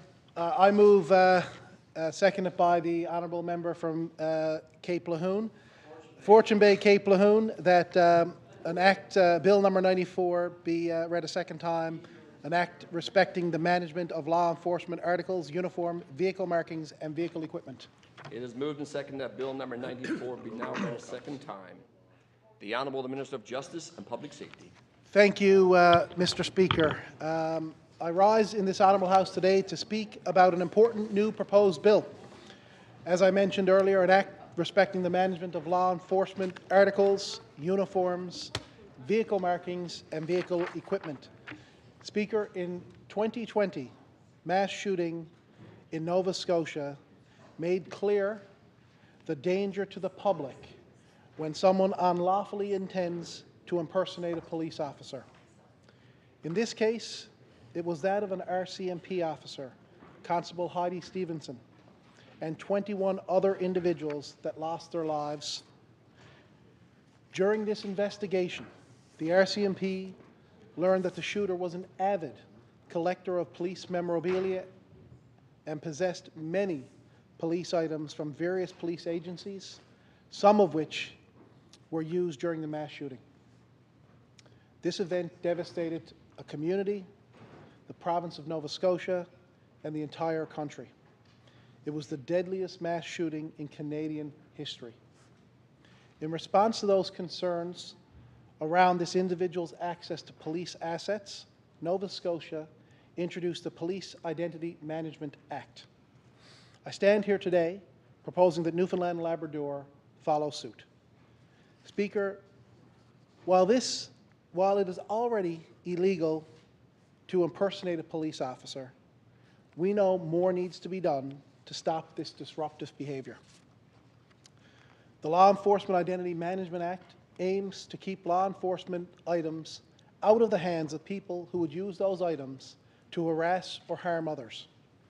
This proposed legislation will give the RNC and the RCMP additional tools to ensure individuals cannot use law enforcement items for the wrong reasons.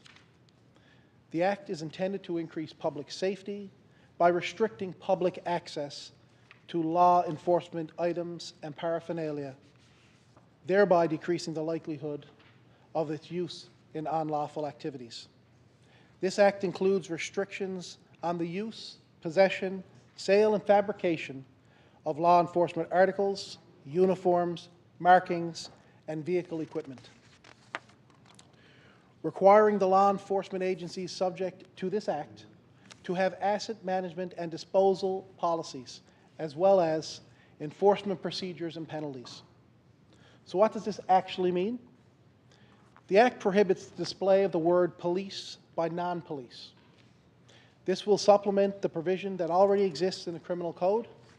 To be clear, this is only prohibited in the display of the word and emblem would be misleading the public into believing a person is a police officer. It will not stop children who may want to be police officers at Halloween, and we know we've seen many of those in our communities. Regulations that prescribe any additional agencies under the Act will be developed after the bill has been approved. Municipalities and municipal enforcement groups will be consulted during the development of the regulations, and I've had calls with many of them who are very supportive of this piece of legislation. Speaker, We can also know that there are members of the public that have an appreciation for police articles. This legislation being introduced to help support public safety, collectors of memorabilia will be able to maintain items that they currently have at the time of this act comes into place if the item is rendered unserviceable. Permanently altering, that means permanently altering it so it cannot reasonably be confused with a police article or uniforms. If a collector is unable to render the item unserviceable, they may forfeit that item to the police agency for destruction. If you currently own a police vehicle, you can continue to own it as long as it's decommissioned, without markings, decals, imprints, or equipment. The film and television industry and sector in our province is doing very well, growing each and every year. This legislation includes an exemption for the film industry to ensure that they can continue to use police articles in their productions. This same exemption is currently in place in Nova Scotia. We will also consult with the film and arts and culture industry during the development of the regulations to make sure we cover off that side for them. And there will be also a notification process developed that will be prescribed in the regulations. The retention of ceremonial uniforms is important for retired police officers. This allows them to continue to participate in parades and other ceremonial events that honor their colleagues in the line of duty. You don't need to look any further than in our own communities for Remembrance Day. Speaker, we work very closely with the RNC and the RCMP throughout the development of this legislation. Both police agencies currently maintain asset management policies, and my department will continue to work with them to ensure that there is ongoing compliance with these new regulations or legislation. This legislation is different from Nova Scotia because it also includes the restrictions on other items for law enforcement agencies, not just police. These other agencies will be outlined in regulations. We will work with each and every one of those agencies who would like to be included in this legislation through the development of those regulations. Decisions on the inclusion will be made based on a variety of factors, including the risk to the public. Speaker, the legislation allows police to search and seize items that they believe to contravene the Act. These processes are in place to allow police to issue violation notices and allow the public to forfeit those items in their possession without prosecution under the Act. Speaker, as previously noted, targeted stakeholder consultation will occur in the coming months to inform the regulations of the Act, including the use of enforcement items such as dramatic works, which we talked about, film and television industry, as well as the possible restrictions to other law enforcement agencies' items. We will also ensure that the public education materials on the development of this are ensured to be done to make sure the public is aware of this new law. If this legislation is approved, and I hope my colleagues in this House will see fit to approve this today or in the next couple of days, Newfoundland and Labrador will be the second province in Canada to introduce this legislation after Nova Scotia. Mr. Speaker, the public safety of all Newfoundlanders and Labradorians is paramount for our government, and I know everyone in this House.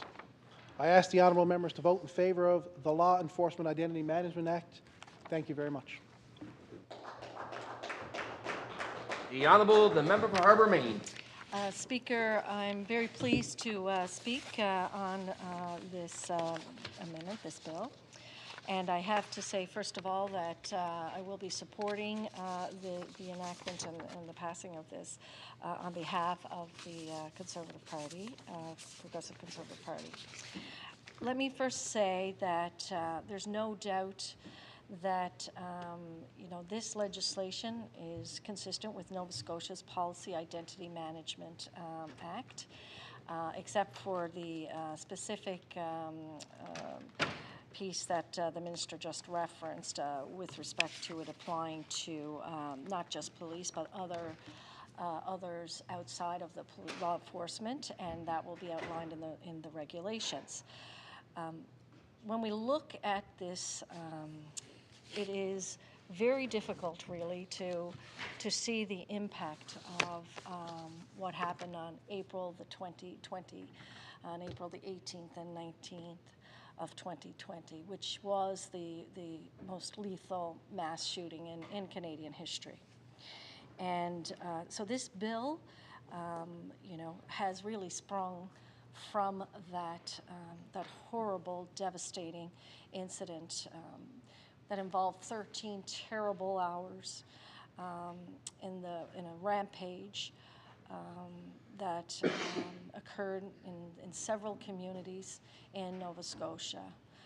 The perpetrator in this incident shot and killed 22 people, and also wounded 3 other people before being killed himself by the RCMP. So when we look at how this came about, I think it's important to look at the context here.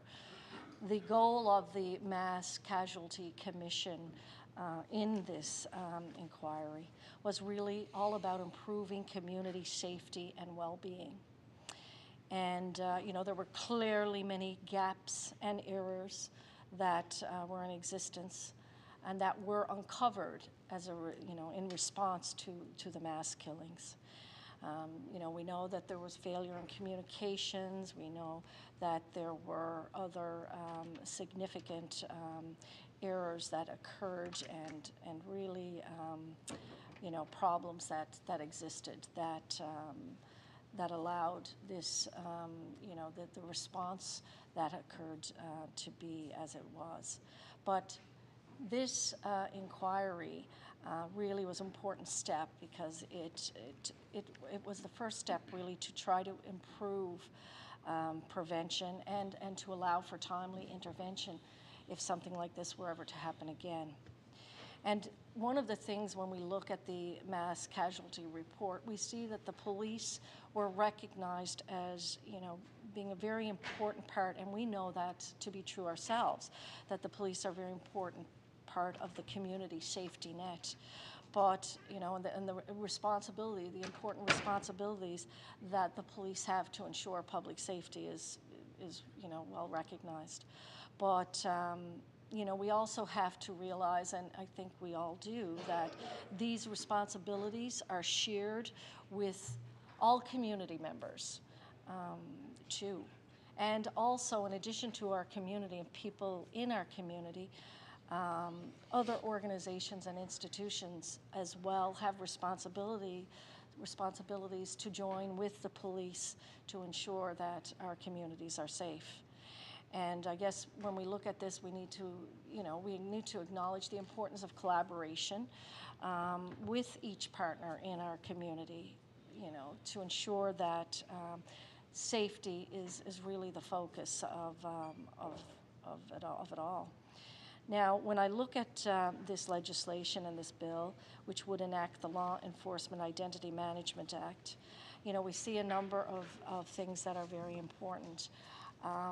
When I also look at what happened with respect to the mass shooting and the impact that had, in terms of the danger, first of all, to the public that occurred because of the perpetrator's use of, for example, a replica RCMP cruiser as a result of the disguise, really, that he used. And the danger that occurred to the people that were involved and to the public at large. And it also had another significant impact, I would argue, and that is the fact that it led to public distrust or mistrust of the RCMP and of law enforcement in general. And so I think those are things that really are the foundation of why this important bill that, the act that Nova Scotia had passed, the Police Identity Management Act, and now us as the second province are following suit. So that is a very important thing for us to be doing, and we certainly support that. Well, when we think about how important this piece of legislation is, it's not only when we look at what happened, the tragic event in Nova Scotia, but this could happen anywhere in our country and in our jurisdictions. And I might bring, attention to something that happened just here in Newfoundland and Labrador back in 2017. Now, of course, in terms of comparison, there really is none, but it does show that, this is something that has to be addressed. We know that it was reported in the media that a 19-year-old had been charged with impersonating a peace officer in the Springdale area. And what happened, the facts of that incidents were that a couple in the area they ended up reporting a very bizarre traffic stop that occurred with respect to when they were driving. They had been pulled over by an unmarked police car with flashing lights. And the person, the 19-year-old, identified himself as a representative of a provincial security company. And so he had stopped this couple in their vehicle. He showed them a false ID with the Newfoundland and Labrador logo. He then asked the driver of the stopped car for his license and for his vehicle registration. And then after that was provided to this individual, he agreed to let the couple go without a ticket for speeding. And he said because the registration was valid. So they continued on, this couple continued on driving, but they said, they knew that there was a red flag here, that this was a very bizarre incident that had occurred. So they immediately called the RCMP, and then the police identified the suspect and arrested him.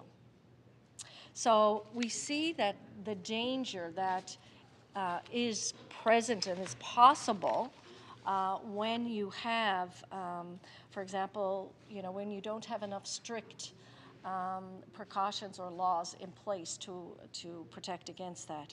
Now, I must say that when we look at this, we know that police impersonation is a very serious public safety issue. And when we look at it, we also understand that we have to balance interests here. The issue or the interest of public safety versus the rights of collectors and the interests of collectors who want to own items of police paraphernalia. And, so those are competing interests. But it would be my submission, in this case, for example, when we look at what happened in Nova Scotia and what the potential danger is there, not only for the public, but as far as the possible result of lessening public trust in our law enforcement, that there really can be no question that this is an important piece of legislation that has been presented. And, when we look at public mistrust of the police, we know that what happened in Nova Scotia, of course, the people that, were impacted in the communities and family and friends in the area, and I would even submit even outside the area in other places in not only Nova Scotia, but throughout the country and perhaps the United States, that created fear and anxiety amongst people. And as a result of the mass casualty, especially not only some of these people, but perhaps people in, in marginalized community groups who have perhaps been over-policed, for example, they also, as a result of this mass casualty, would experience some real concerns and fears about law enforcement. So this this legislation is important because what it does is it looks at police services and it holds them as well to a higher standard, to not, inappropriately manage inventory and disposal of, for example, police vehicles and equipment and clothing and all of those things. So it also will elevate that standard for police services to make sure that they are, preventing the casual and perhaps inappropriate disposal and mismanagement of their inventory. You know, we know that it is difficult to regulate access to many specific types or items of police paraphernalia, but I do think that this legislation will be a very important step in doing that, in doing just that. So on that note, I must say that we will certainly support this legislation. There are many questions that come out of the legislation that we will be asking the minister, so that we have a full, clear understanding of the exemptions, for example, that exist to the Act, so to make sure that those exemptions provide the appropriate flexibility that's necessary, but yet at the same time addresses the public safety issue, which is the paramount and overriding interest that has to be upheld in this legislation. Thank you. The Honourable the Member for Labrador West. Thank you, Speaker. And I'll just have a few words on this, and I thank the Minister for bringing this forward. This comes from a very, very tragic event in Canadian history, and for my heart goes out to the people of Nova Scotia who went through such a horrific experience in 2020. But it did, and now I'm glad that we are bringing something similar to this into our province. It's something that was needed. It came out of a joint inquiry between Nova Scotia and the federal government about this and about disposal of police assets after their time is used. And one thing, I do have a few questions on that, but you see it, that there's uniforms and items and stuff that goes to surplus and things like that. It's very similar to, sometimes very similar to Army surplus as well. So I do have some questions for the Minister on that, but before I sit down, I do want to speak to one thing about it. And another thing too is, on top of this thing, another thing that did come out of the inquiry too was intimate partner violence and violence against gender diverse peoples and stuff like that. And it's another thing that do go hand in hand on what happened in that tragic event. And you can't be, speaking about that event, you can't miss talking about improvements in the court system, but also improvements in law enforcement thing when it comes to intimate partner violence and violence against gender diverse individuals. That was a tragic, I guess, catalyst that led to that horrific event in the communities in Nova Scotia. So, on top of this thing too, is we have to take a moment to reflect on that as well, and to see as a House and as a group of people on how we can improve the lives of those individuals, but also to make sure that those who are committing those crimes and those who are victims of those crimes are dealt with, and also the people that we have to support afterwards. So I do want to bring that up as well, because we are talking about such a horrific event in Canadian history. But like I said, here in the NDP caucus, we do support this bill and understand where this is and why this has come to forth, and also make sure we also look at the other recommendations that came out of that report out of Nova Scotia, as it does open up a lot of eyes on things we could do better when it comes to those horrific events, and how to support those who were left behind, I guess is the best way to put it. Anyway, thank you so much. Take care. The Honourable Member Mount Pearl Southlands. Thank you, Speaker, and I'll be supporting Bill 94 as well. Speaker, for me, this is, I guess, somewhat of a no-brainer. I have some questions, I guess, around the implementation and what regulations might look like and so on. But, given what's already been said about the tragedy that occurred in Nova Scotia when somebody decided to impersonate a police officer, obviously we can see why there's a need for the legislation, why Nova Scotia has done so. And of course, if it can happen in Nova Scotia, it can happen here in Newfoundland and Labrador. I think sometimes we, certainly in the past, I think more so, we always felt that we were here on this little island, we were protected. I mean, we were, I think, the last police force to actually have guns. The RNC were. For a long time they didn't.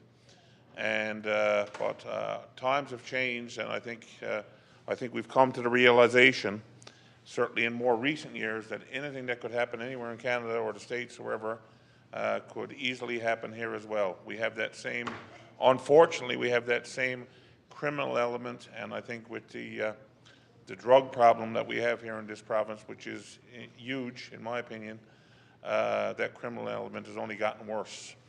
And I know I can remember growing up here, I don't ever recall hearing anything about drive-by shootings, people getting like their house, like, you know, cars going down the road and shooting at people's houses and everything else. Or somebody driving down, I think we had an incident, someone driving down Topsail Road and they got shot at 3 or 4 times there. That wasn't that long ago. Kenmount Terrace, I can recall as being another area where there was somebody, they shot their house several times and so on. And we all know that this stuff, I'm sure, is probably drug related, and there's organized crime at play as well. So anything that we can do, obviously, in this House of Assembly in the name of public safety, I think we need to do it. And I would suspect that other provinces are going to adopt this legislation as well. Just a couple of things that kind of come to mind, and I guess we'll get to it in committee of the whole, perhaps. But just off the top of my head, I did hear the minister, because one of the first things that came to my mind was, what about Halloween? And the minister said, well, you know, if a kid got his Halloween costume on, he wants to be a police officer, you know, that'll be fine. But then, of course, you know, you're always coming up with the what ifs. So one thing that kind of came to my mind when he said that, well, what about if you're at Mardi Gras? What if you're at a Halloween party, and we're not talking kids, now we're talking adults that are at a Halloween party, or they're downtown on George Street to the Mardi Gras, and they're dressed up like a police officer or something like that. What about karaoke cops, the bar? They got cops on it. I mean, just throwing it out there. I'm just kind of wondering about how that stuff would work when it comes to adults. And again, we can get to that committee of the whole. I obviously recognize as well that retirees would want to, especially if they're part of like the honor guard and things like that. There are people who are retirees from the police force and so on that would maintain a dress uniform and so on. I'm glad to see there's an allowance for that, but I do also kind of wonder in terms of controls, how you can control that. Because I know from personal experience, many years ago now, I had worked at the RNC in a civilian position for a few years. and certainly I had 2 brothers in the RNC. My father-in-law was an RNC officer as well. And I know that at those days in particular, and even later days, that, you know, I can remember guys talking about, we got too many shirts. They gave me shirts, I didn't even want the shirts.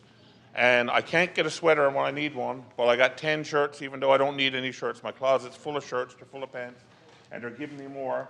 I need a parka because it's ripped, I can't get a new parka. But at the end of the day, the bottom line is they had closets full, and I know my brothers and my father-in-law had closets full of uniforms. And certainly the shirts and so on would have, say, RNC badges on the shoulders or whatever the case might be.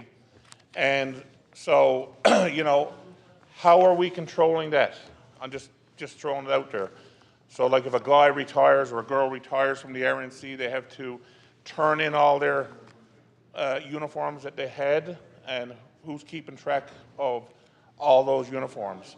And even if we say to a retiree, you can keep a uniform for nostalgia's sake, or maybe you're part of the honor guard or so on, when they stop doing that, if they do they turn that uniform in?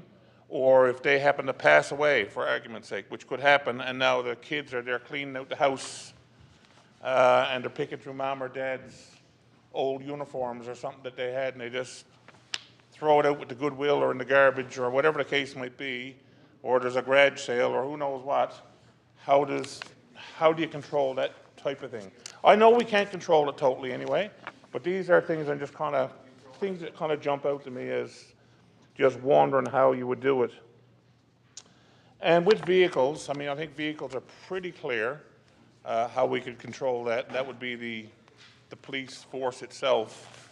But again, I just throw out there, I know I've seen somewhere at a car show, I think it was this summer somewhere, and someone had a car and it had police or had sheriff on it or something. It was like an old, it might have been American for that matter. I'm not sure if it was even Canadian vehicle or an American vehicle, but it was, it had police or sheriff or something on it, had the light on it and everything. It was at a car show and part of a car club and stuff. So, you know, that's another one that just kind of comes to mind as some of the things that we're trying to control. I mean, obviously, the overall intent is to keep good inventory for the law enforcement agencies, to keep good inventory of what they have, and in terms of who has it, how they're managing it, if they're going to discard something, they're going to get rid of a vehicle, you know, because it's too old or it's broken down, whatever, making sure it doesn't have police written on it. All those types of things. And from that perspective, I get it. And I think that's primarily what we're trying to do here. But I just sort of throw it out there that there are still lots of opportunity, perhaps, unless it's very tightly controlled. There's going to be a lot of opportunity with former members of the police forces, retired members of the police forces, and so on, that might have, you know, lots of memorabilia and uniforms and things like that laying around and the house or whatever, and do they turn it in, or, you know, if they pass away, do their kids have to turn it in, or how do you control that kind of stuff from getting into the wrong hands? I guess that would sort of be the overall theme of my questioning, and I'm assuming there'll be regulations for this, and maybe all these things are addressed. I look forward to hearing if they are. But beyond that, I think it's good legislation. It's unfortunate, very unfortunate, that we even need to be talking about this kind of stuff. But I think we've all learned over time that there are bad people in this world, and some of those bad people live right here in Newfoundland and Labrador, unfortunately, as well, that are fit to do anything, and anything we can do to try to protect the public from those individuals, then we need to do it. Thank you, Mr. Speaker. Seeing no other speakers, if the Minister of Justice and Public Safety speaks now, we'll close debate. The Honourable the Minister of Justice and Public Safety. Thank you, Mr. Speaker. I won't speak very long because I think we're going into committee on this and I want to give everyone the opportunity to have questions, but I do want to thank the Honourable Member from Harbour, Maine, who brought up some very good points throughout the huge impact that this incident had on not just the community in Nova Scotia, but the entire country. We were all, I hate to use the word riveted, but glued to our televisions and phones to find out what was going on. This will also, I share her sentiment that it was devastating. This will allow timely intervention. Some of the things that we're putting in place now that will correct some of the issues, and I look forward to the questions from my honourable colleagues, because many of the things that you asked questions on and when you got the opportunity to speak are things we've covered and will be covered in the regulations through working with the RCMP and the RNC. Thank you to the MHA for Labrador West for the support. I share your concern with IP, intimate partner violence and gender-based violence as well. We've got a committee that's working on that, both myself and the Minister responsible for gender equality is working on that. Intimate partner violence, we made some substantial investments in a unit at the RNC that's dealing with that. We just made an investment last week in a leadership position for that. You know, we want to make sure it's dealt with correctly. You mentioned about the other recommendations. We're looking at all those recommendations that came out of the Commission's report. We're going to be looking at those, and where it makes sense, we're going to be looking at trying to make those changes. And the honourable member from Mount Pearl Southlands, thank you for your support on this crucial piece of legislation. You're right. The questions that you've raised are things that we think of and that we need to have a conversation with to make sure everyone understands. I think education is a big piece. This is a new piece of legislation that can handle, you know, your questions with respect to kids that have a deceased person that was a police officer, getting rid of the uniforms. I know there's a police officer in this House of Assembly that I know has some of the some things, I'm sure. But I know that those individuals that would be part of those organizations understand the importance of how important it is to keep good track on those equipment that they do have with respect to uniforms and things, and they're proud of the badge they wear, and they're proud of the uniforms they have, and we want to make sure we can support that, and that asset management that's going to be had at the RNC and the RCMP is going to be expanded and worked on even more than it is now, and it's very good now. But we want to make sure that we give them the tools that's required to protect our people that we represent from having to share a similar fate to what those in Nova Scotia had all those 4 years ago. So that's what we want to do. I'm looking forward to the questions from my honourable colleagues on both sides of the House. Is the House ready for the question? The motion is that Bill number 94 be now read a second time. It is the pleasure of the House to adopt the motion. All those in favour? All those against? Motion carried. Bill, an act respecting the management of law enforcement articles, uniforms, vehicle markings, and vehicle equipment, Bill 94. This bill has now been read a second time. When shall the said bill be referred to the Committee of the Whole? Now, the Honourable the Deputy Government House Leader. Thank you, Speaker. I move that this House to now resolve itself into Committee of the Whole to consider Bill number 94. And a seconder for that, please. Seconded by the Minister for Justice and Public Safety. It is moved and seconded that I do now leave the chair for the House to resolve itself into Committee of the Whole to consider Bill number 94. It is a pleasure of the House to adopt the motion. All those in favour? All those against? Motion carried.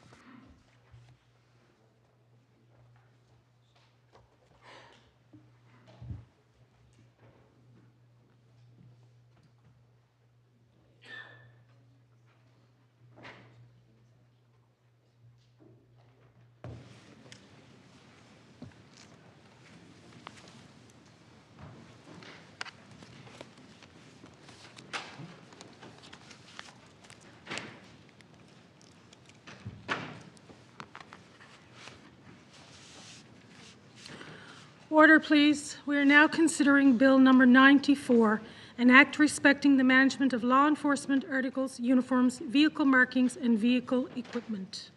Clause 1. Shall Clause 1 carry? Member for Harbour Main. Thank you. Minister, first of all, I'd like to ask, I know when we look at the definitions, for example, we see that that was in Clause 2, but we see that there's reference to law enforcement uniforms. My question is, does this also apply to military uniforms, or is it just law enforcement? And is there any, intent to expand that to military uniforms? Minister of Justice and Public Safety. Thank you. I'll get the timing down, Madam Chair. There's no thoughts for us to move into the military side. This gives us the flexibility to not just focus on policing agencies, but also law enforcement agencies as well that would be expanded. That's in addition to what Nova Scotia had did in their legislation. We see that as an opportunity. Best practices across the country, although we would be number 2 in the country to have done this, I think across the country they'll start to follow the lead of what we've done here based on what Nova Scotia did as well. So we built on the learnings of what Nova Scotia did, and we'll continue to make those improvements as they required. But that will be handled in regulation about some other law enforcement agencies that would be included based on their asking to be included as well. The member for Harbour Main. So, thank you, Minister. So you referenced in your opening remarks that, that is the way that this legislation will be different from the Nova Scotia law. So you indicated it's not just going to be police law enforcement. It's going to be outlined in the regulations is what you're saying. So do you have any idea, though, as to what groups that will apply to? Or, is it just if they want to opt in? Could you please expand on that? Minister of Justice and Public Safety. Yes, thank you, Madam Chair. Very good question. We're looking at those that want to opt in that are law enforcement nature. I can give you a couple of examples. I don't want to pigeonhole that they would definitely be in because it depends on the consultation process, but could be corrections officers as an example, or municipal enforcement officers. We don't want to have people impersonating someone that has the ability to have public trust. You mentioned it earlier in your speaking before that that's what we want to make sure we instill. That what happened in Nova Scotia rocked the public trust in policing. We want to make sure we can bring that public trust back. This, among many other things that we're doing here in this House of Assembly and other ways, I think that's going to help bring that back. Those organizations and law enforcement agencies would reach out to us based on the criteria that would be how risky is it for the public to be involved. Then we'll work with them agencies to best show that they're reflected in this piece of legislation. That's the important piece that we wanted to get dealt with here today.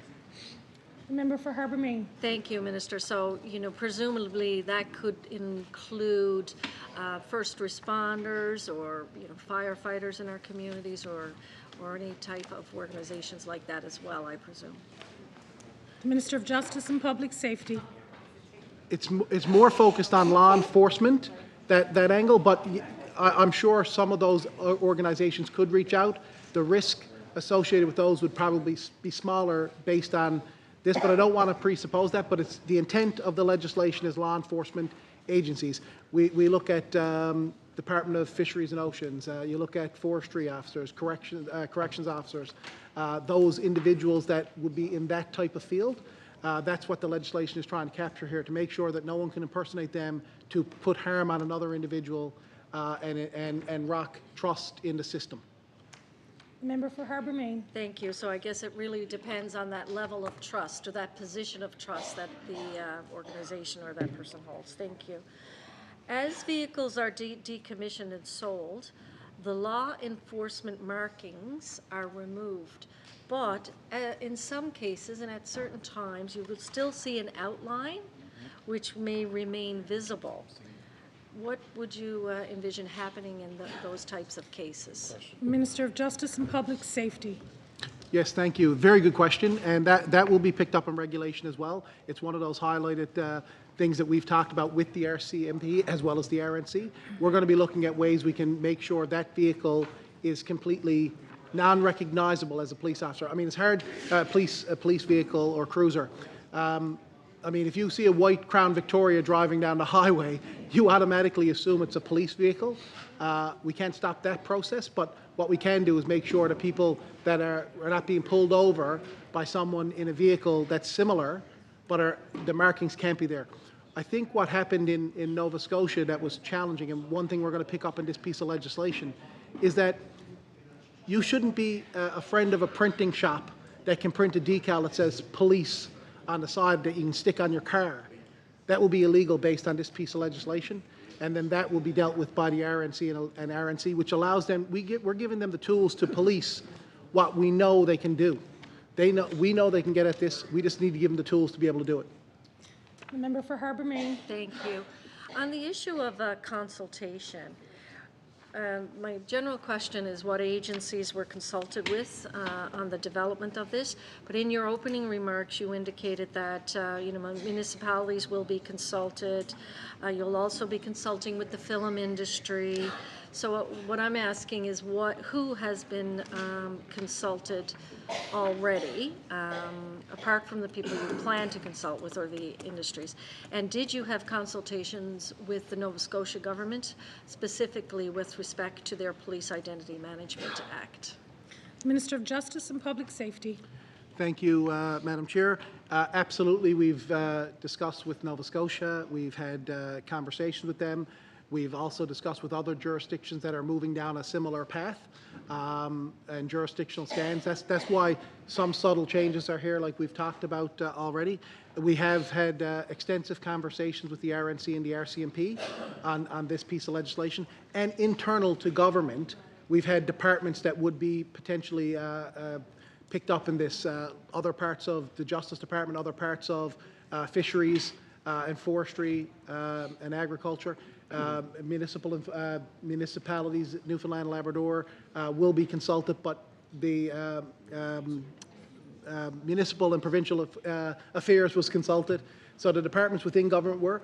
The part of the regulations that is coming now that will be giving us the detail on which organizations will be included, whether they want to be or not want to be, that will be done through regulation with respect to consultation through those agencies I've already highlighted, in addition to the ones we've already had conversation with to develop the legislation we're to today. Member for Harbour Main. Thank you. So clearly there's more in terms of consultations. There's a lot more consultation to be done in the future on this. Thank you. Minister of Justice and Public Safety. Sorry, I'm nodding yes just for the camera, but the camera's not over here at that point. So yes, you're 100% correct. There is more consultation. We want to move expeditiously on that, though. We want to make sure that we get out making that consultation to those organizations that we've highlighted already as quick as we possibly can, because we know that introducing it here today and getting it supported here today is a very important piece. But the next level is getting it, to royal assent is equally important, because we want to make sure that this is law as fast as we can, but we also want to make sure that those organizations that want to be included get consulted, and how best to do that from their own asset management for their own organizations, how that would look. For example, if it's a municipal enforcement agency or if it's a municipal council, how does that look for them? That's the important piece we want to deal with them and work with them very consultatively. The member for Harbour Main. Thank you. Now, with respect to retired enforcement officers, there are restrictions that are mentioned with respect to, like there's prohibition on display of the word police, and there are restrictions that apply to retired enforcement officers. And I think my question goes to what the member from Mount Pearl Southlands had raised with respect to uniforms, for example, ceremonial uniforms, which, there is an exemption for, you've indicated in your remarks, for retired officers. But the concern, I guess, is how will this be controlled, as the member from Mount Pearl Southlands had asked, and I wanted to ask that as well. So could you please elaborate on what that's going to look like, please? The Minister of Justice and Public Safety. Absolutely. It was very early on in the consultation with the RNC and the RCMP. It was very clear to us that the membership want to be able to go and support their members when they retire, whether it be in a ceremonial process like an honor guard, or whether it's on the Remembrance Day parade or July 1st parade, or any other event that could be a swearing in of a new officer or commanding officer. That is a very big piece to the individuals that serve, not just in policing, I mean in the military as well. I mean, that's a big piece to what people want to have as a part of their personality. They've done service for some 30 years in some cases, maybe more. They understand how important that is. We understand that we got to put things in place, as the honourable member had said. That's where the asset management with the RNC and the RCMP come into play. That's what we're going to be working on with them, to ensure that they know what's out there and who has it, so that if something was to go missing, what the process is. If a retired RNC officer loses a uniform, even though the ceremonial uniforms are marked different than what you would be pulled over with, we want to make sure we know who had it, what they had, and if it's gone missing, how to deal with that part, which is the important piece with the regulations are going to come forward with. That's the important piece as we see it. We understand these individuals have a huge level of trust. They understand the importance of the uniform and what that impact has on the community already. So I would think we're dealing with a very captive audience. What is a highlighted point that the honourable member from Mount Pearl Southlands brought up was what happens if that individual passes away and their family members who may not have that same affinity. So those are things that the education process is going to be in place. The RNC and the RNCA will be involved right from start to finish about what we're going to do to support those members that want to be part of that, and give them an opportunity, if they don't want to wear that uniform, to move those uniforms back to the RNC so they can be disposed of in an appropriate way. Member for Harbour Main. Yes, it sounds like it will be a lot of work, though, to implement and enact a process so as to control, you know, the uniforms and to have an inventory and a record. And so that, as you're saying, is going to be played out in regulation. So we'll be looking forward to seeing the details of that. Minister of Justice and Public Safety. You know, absolutely, and it sparked my memory on this. They already have a fairly, I'll say, very good asset management now. We're formalizing what they currently have. We're making sure that there's a process that if they want to dispose of the materials for retired officers, that's fine. That's one aspect. I would argue that that's a smaller aspect than the general public who have no rules. If they acquire something and they create something at a print shop that they can utilize, this will cover those individuals that would be more likely to do those bad acts.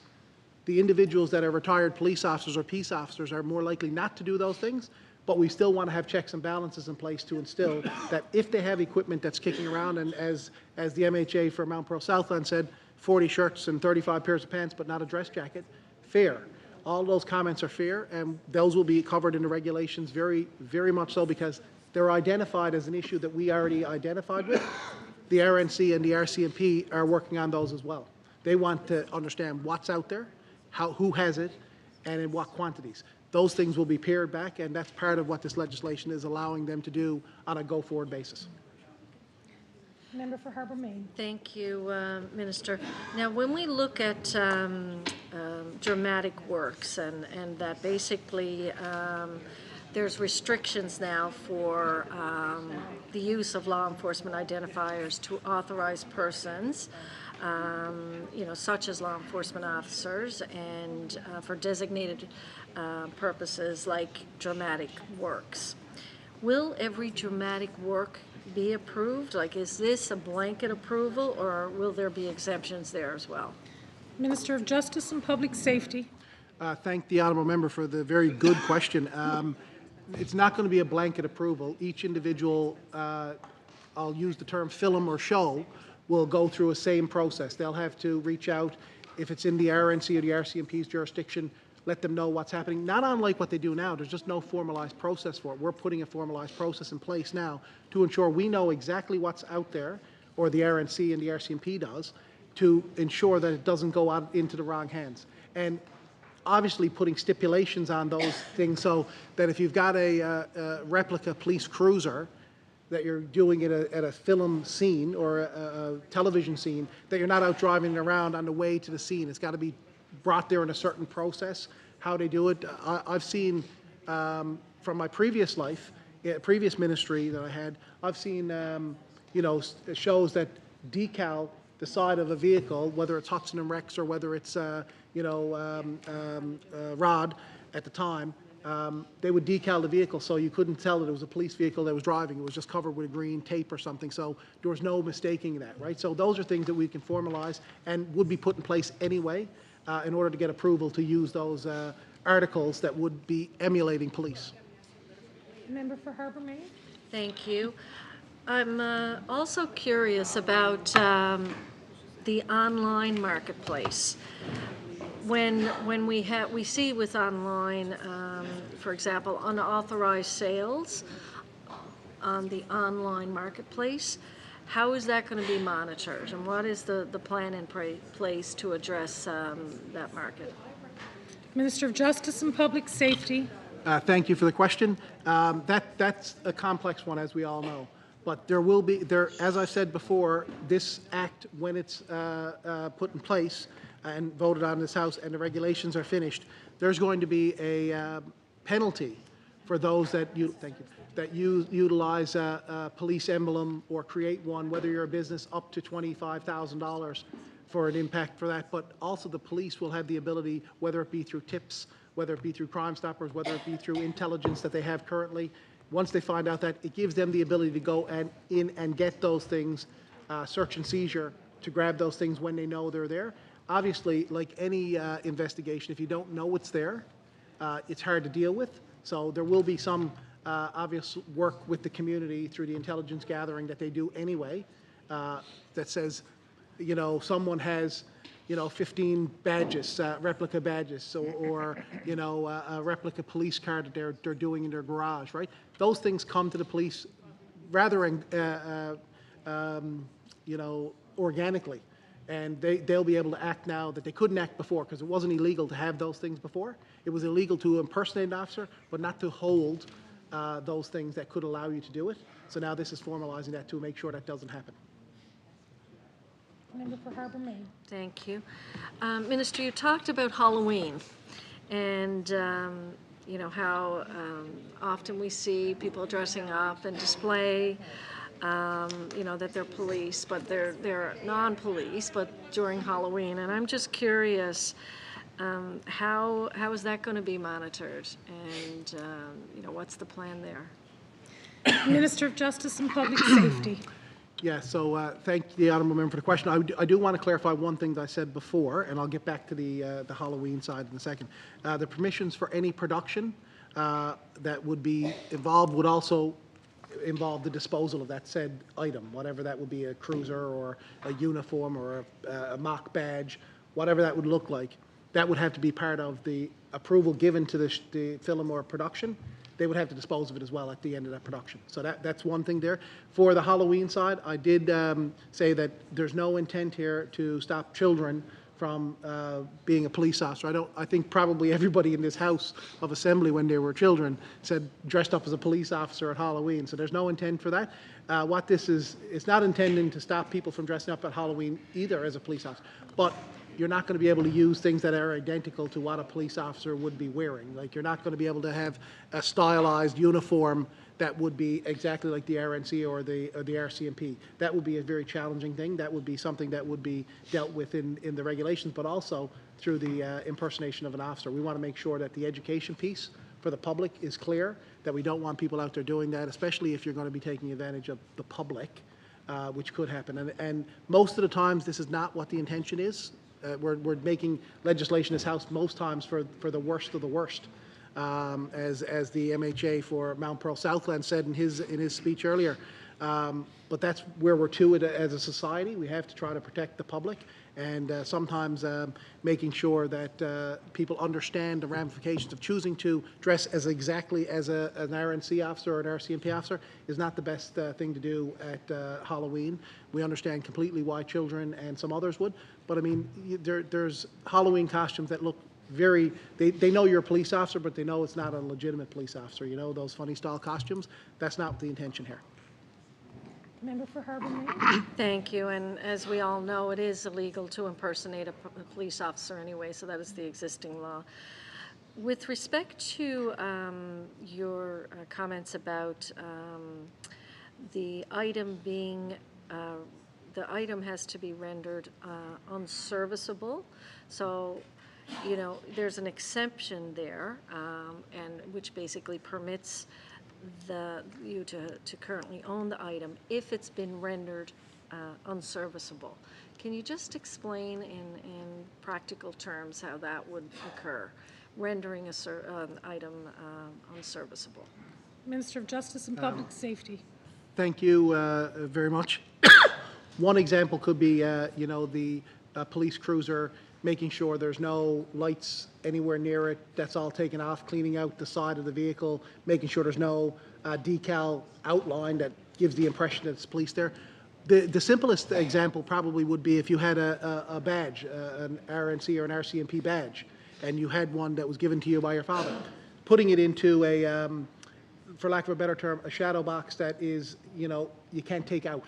It's locked in, it's sealed in acrylic or something like that, a clear acrylic. That would be something that would allow you to keep your possession, not have to worry about it. It's not something you could use that would give the impression that you're a current police officer. Similar to your story about the individual that pulled over the couple.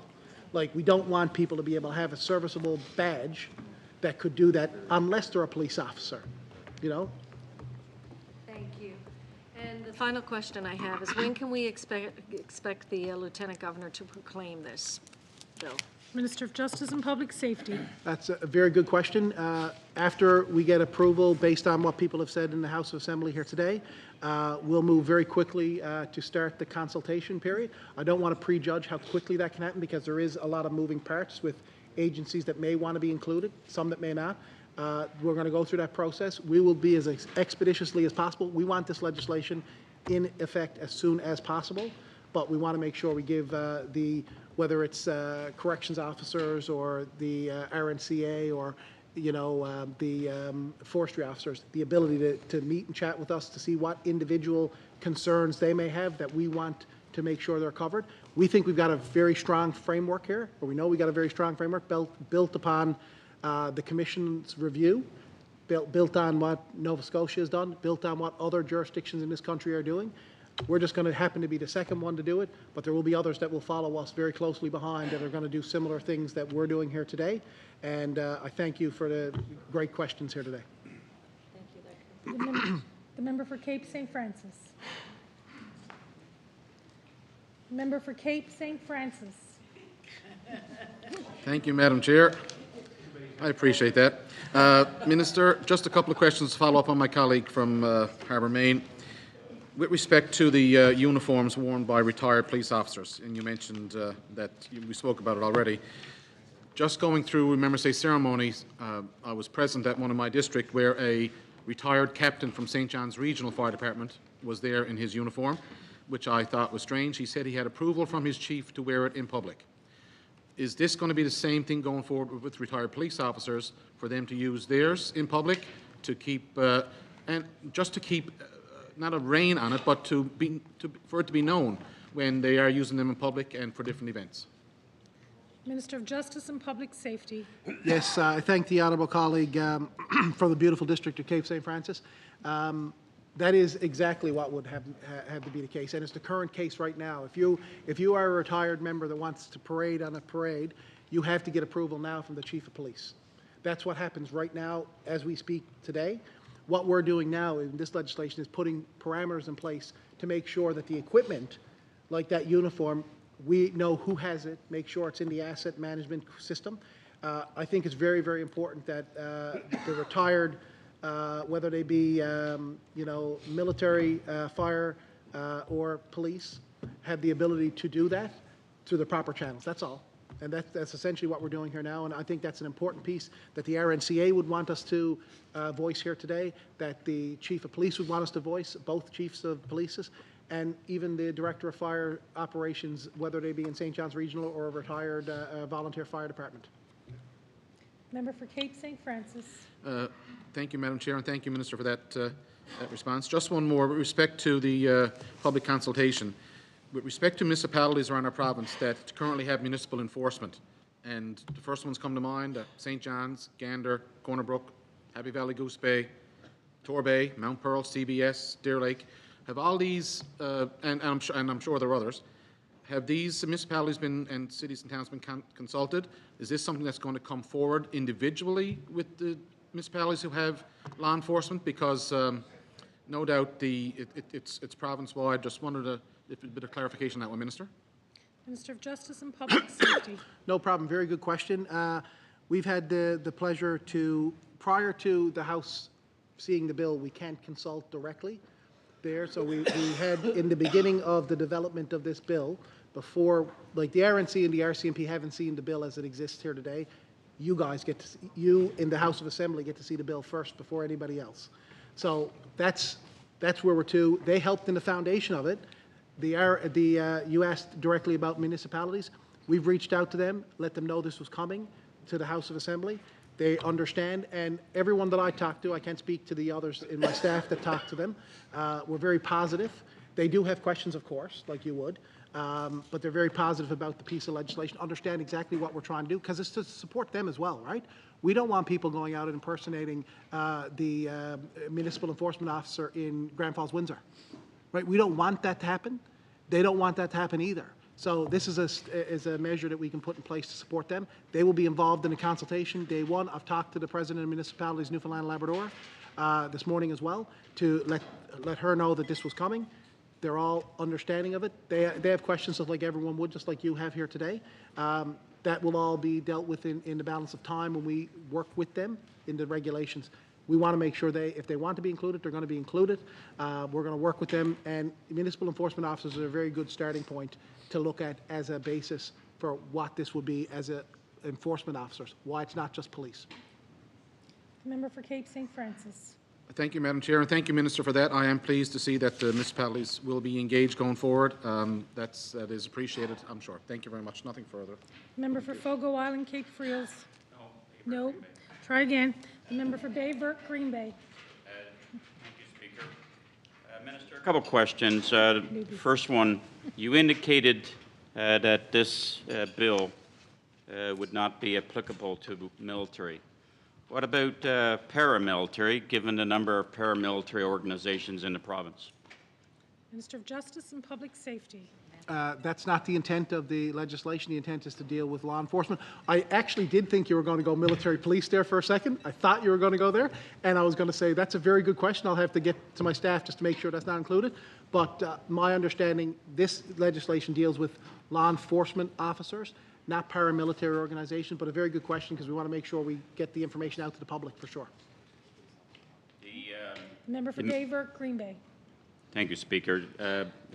Military police would be subject to Department of National Defense. Second question, and I guess this is more all-encompassing, in looking at, where things are from a supply chain. So if you look at graphic designer and all of that, it's all now moving to software. If you look at like a lot of the newer vehicles, you got various amounts of software in the vehicle. We even have a Newfoundland company, Skyhawk Telematics, that does asset tracking of vehicles.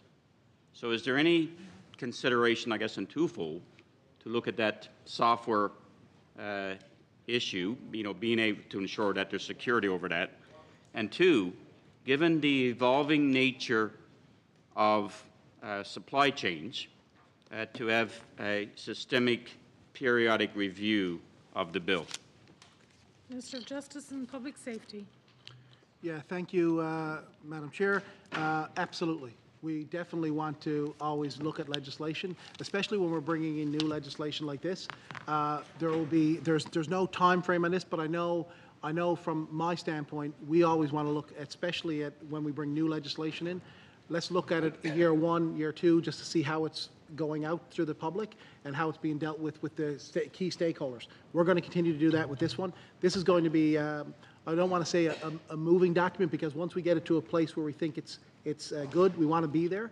But the people that are key stakeholders in this, whether they be law enforcement agencies other than the police, they're going to be a key piece in developing this piece of legislation from a regulation standpoint. Member for Labrador West. Thank you, Chair. With the federal government has a total ban on the sale of used police vehicles altogether, and so my question is, why wasn't that considered? Why were we going down the route of possibly still selling used vehicles through the asset management? Minister of Justice and Public Safety. Yeah, very good question. We're not pursuing that per se. There's people can buy. I go back to a Crown Vic because that's usually what was a police interceptor, but they're different now. But like people can have those things that are not police related at all. They look like a police vehicle, and if you decal it, it can be an actual police vehicle in people's mind. So that's what we want to stop here now. We want to make sure that if there is going to be the resale of something that somebody has had for a number of years, that they're dealt with through this piece of legislation. We don't want anyone to be able to have any preconceived notions that you can transfer, even if it's a police cruiser that's in a museum. It has to be dealt with in the correct way. If it looks like, it's different if you're driving around in something that's made in 1975 that has no looking like a police vehicle today.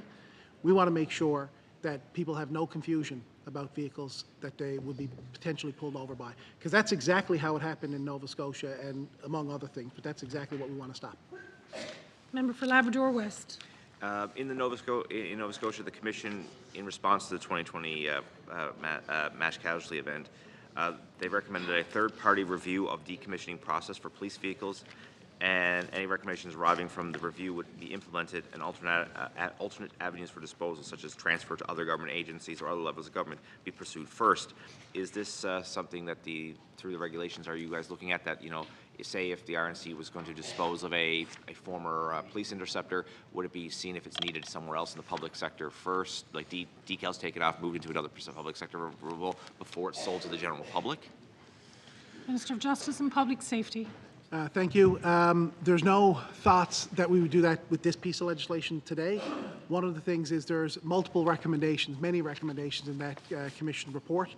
We're working through those in the department. Anything that makes sense, we're going to be trying to move on. We're working with the police agencies to look at implementing some of the recommendations that make the best sense in a timely manner, and we're going to continue to do that.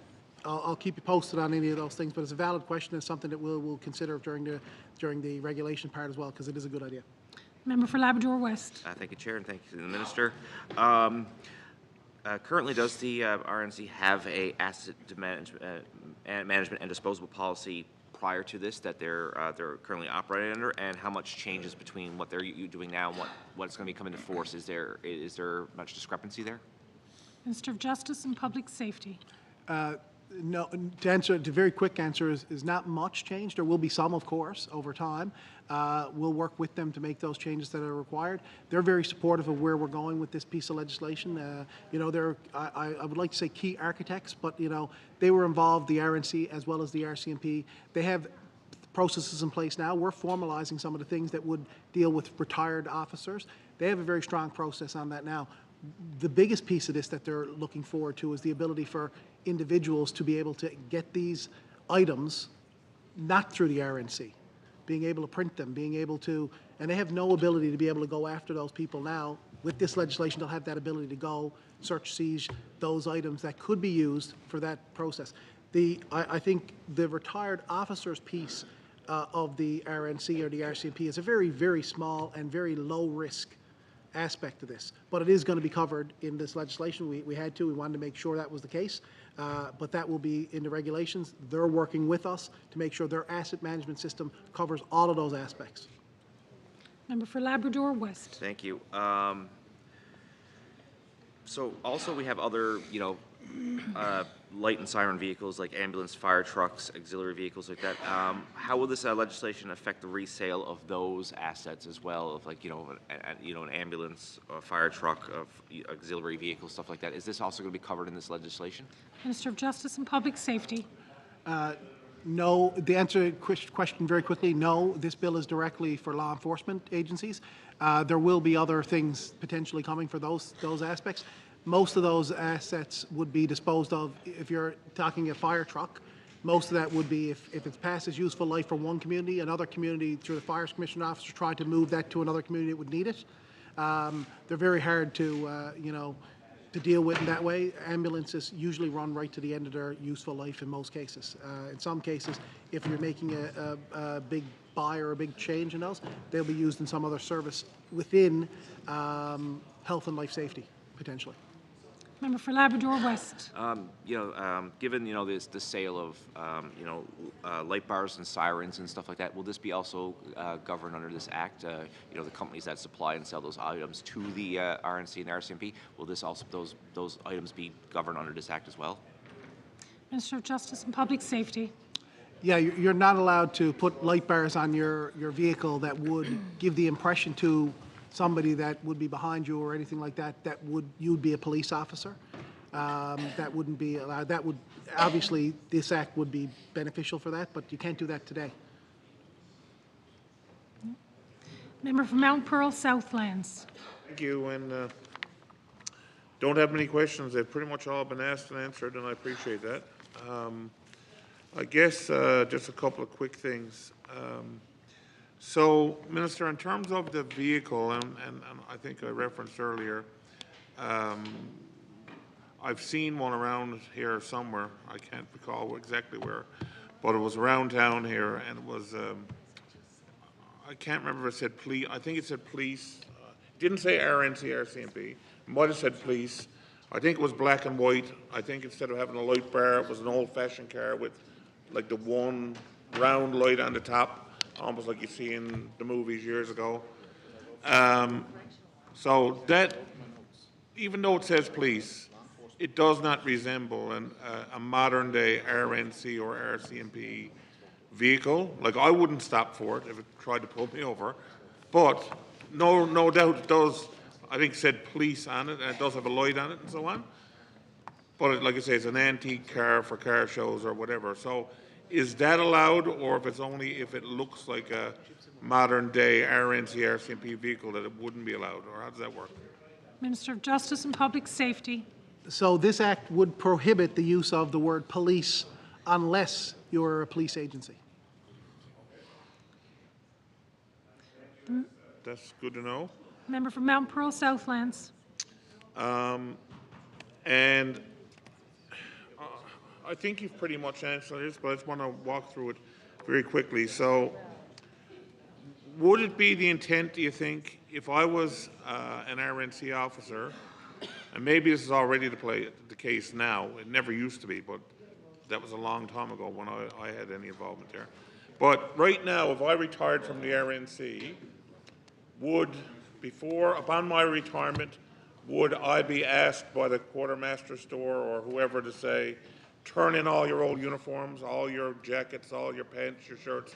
Do you turn it all in as of today? And if not, will there be a process now that you would turn it all in when you retire? Minister of Justice and Public Safety. Yeah, so they have an asset management system currently that's much better than it used to be. But the answer, long and short of it, is yes. Like, you're not going to be able to permit to carry all of that uniforms, the current uniform that they're wearing. The only exception to that would be your ceremonial uniform with approval that currently exists today from the chief. That may slightly change in this, but it's not going to be any different than, you may have to do some different things with a badge that may have to be affixed to your ceremonial uniform that would never be able to be taken off, as an example, if it was a cloth badge, for instance, right?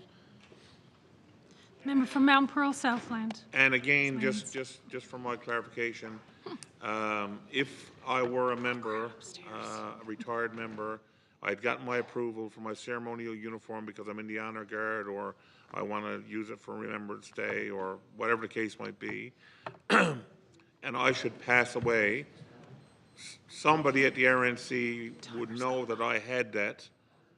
It would be on record, and then they would contact my spouse, my children, whatever, to say, can we have Dad's uniform back, or Mom's? Is that how it would work? Okay, perfect. Thank you. And I guess just the final thing, again, just trying to clarify. So we're talking about you can't print things with police and so on, which is, and I think the member from Harbour Main, because it was kind of hard hearing her from over here, be honest, and I don't have my I don't have my earpiece because I broke it again. But anyway, as yeah. But anyway, asset management. But anyway, I guess I'm just sort of wondering. I just quickly, when you were talking there, I just went on Amazon and I just went Google police uniforms, and there's tons of hits there. Some of them, are for kids, Halloween costumes. Some of them, I got to be honest with you, like some of them look like the real deal. Now they might not look just like the RNC uniform, but there's all kinds of different shades and colors and variations, and they do look like police.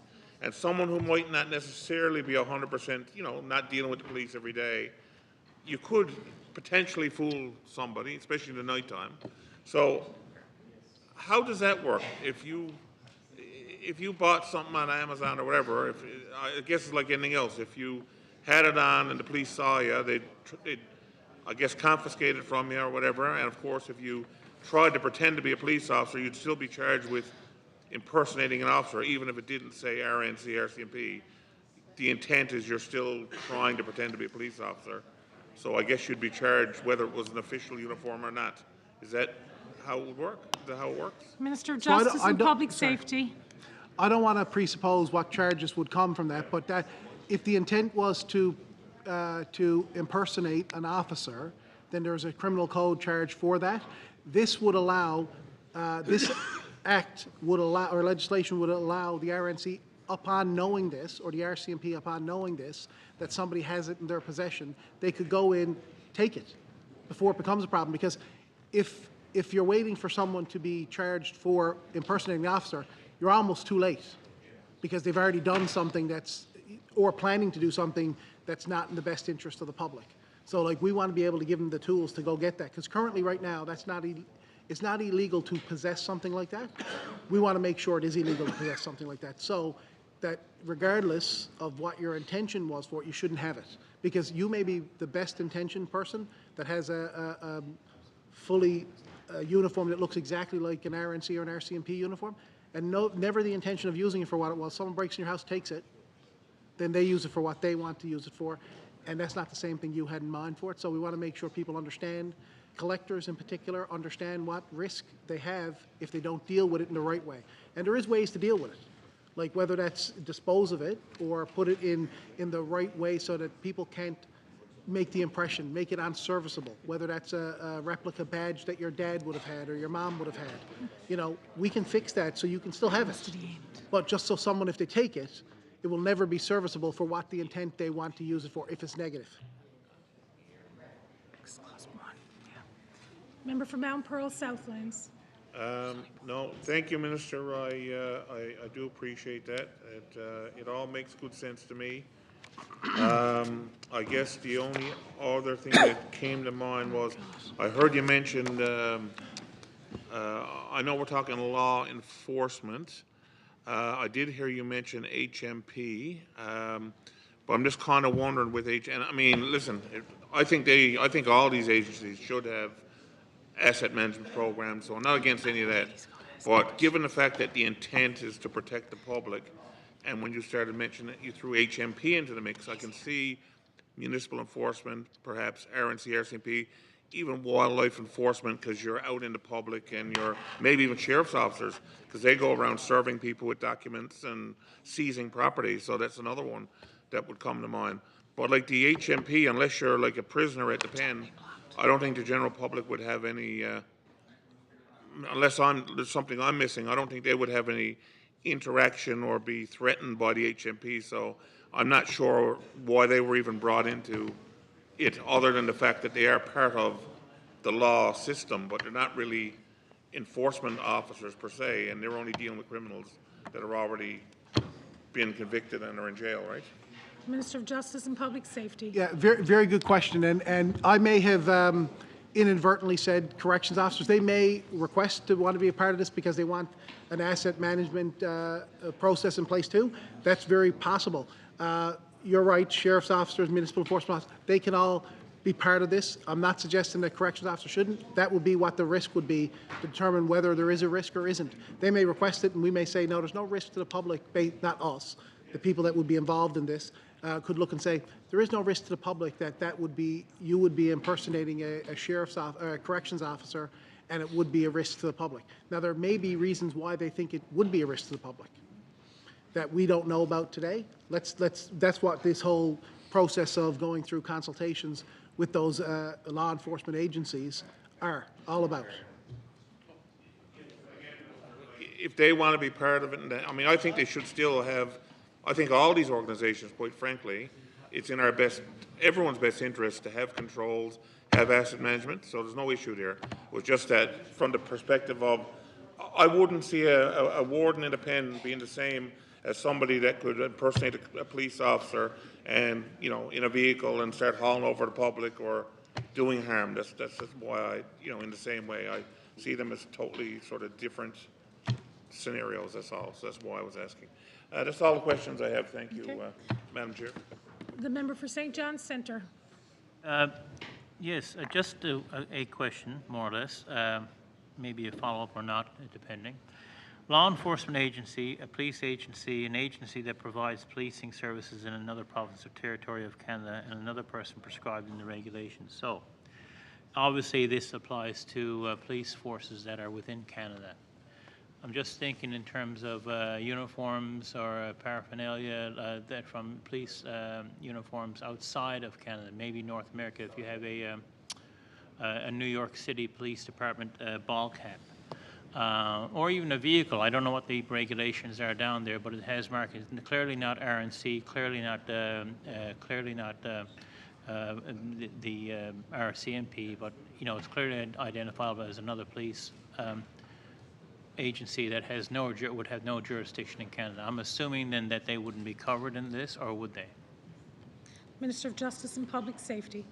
So I guess the short answer, and not to stop a follow-up, but the short answer would be, if anything says police on it, that would not be permissible here. It has to be only a police officer here. So if you're driving around a New York City state trooper vehicle and it has police written on it, or gives the impression of that, police prohibits the authorized use of the word police. Or so if you're wearing a ball hat, that's a collector's thing that you visited in New York, and there's NYPD hat, there's thousands and thousands of them. That would not give you the impression that you're a guaranteed police officer, right? Like my brother-in-law's a retired police officer, and he has a police hat from everywhere he's ever gone. That's not, I think, the impression that would be problematic. I think if he was wearing a uniform from every area, that would be a problem. Like, because even regardless of which place you're from, you're still impersonating a police officer, which is in the criminal code is a problem, and will be dealt with through the criminal code. But in this case, if you have that stuff lying around, it can be seized. Where we have to go with it, people will just understand that they have this because they're collectors of this stuff, and they will deal with it in a way that's appropriate for whatever article of police paraphernalia they have, whether that's hat badges that people collect all over the world. If they're enclosed and put onto something that they can't be taken off, if they're taken off, they rip apart, they can't be utilized. That's exactly what we're looking for here, to make sure they're unserviceable for a negative cause. That's it. Any further questions? No. Seeing no further speakers, shall the motion carry? All those in favor? Aye. All those against? Carried. Clauses 2 through 23 inclusive. Shall clauses 2 till 23 inclusive carry? All those in favor? Aye. All those against? Carried. Be it enacted by the Lieutenant Governor and House of Assembly in legislative session convened as follows. Shall the enacting clause carry? All those in favor? Aye. All those against? Carried. A bill, an act respecting the management of law enforcement articles, uniforms, vehicle markings, and vehicle equipment, Bill 94. Shall the title carry? All those in favor? Aye. All those against? Carried. Shall I report the bill without amendment? All those in favor? Aye. All those against? Carried. Deputy Government House Leader. Thank you, Speaker. Chair, I move that the committee rise and report Bill 94 carried without amendment. The motion is that the committee rise and report Bill 94 carried without amendment.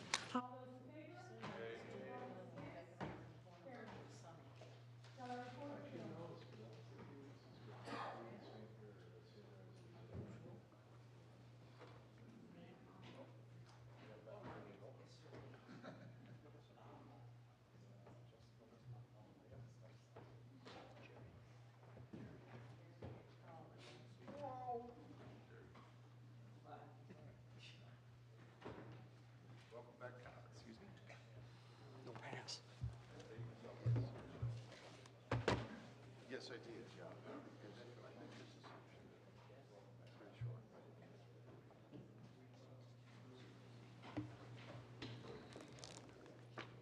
So one of the things that if we pass this legislation,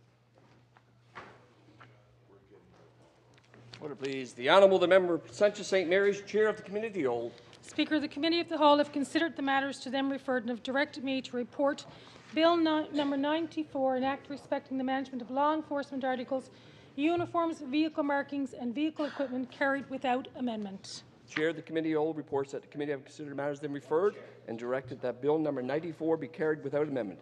When shall the report be received? When shall the bill be read a third time? Tomorrow. The Honourable Deputy Government House Leader. Thank you, Speaker. I call from the order paper number 10, second reading of Bill 81, an act to amend the Proceedings Against a Crown Act, and that is seconded by the Minister for Justice and Public Safety. The Honourable Minister of Justice and Public Safety. Thank you, Mr. Chair.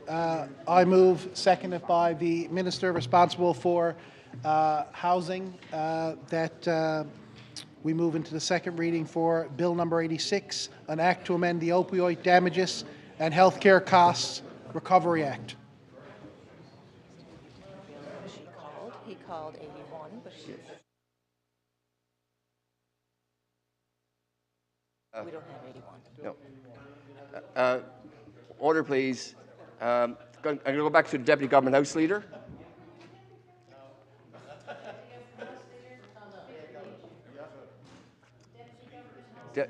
Are you looking to debate Bill number 86? No?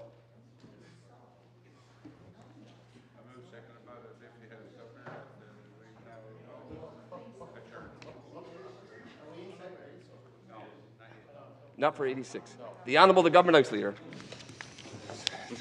Thank you, Speaker. I move, seconded by the Deputy Premier, that this House do now adjourn.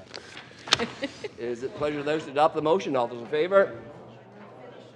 All those in favour? All those against? Motion carried. This House to stand adjourned until 1:30 p.m. Monday.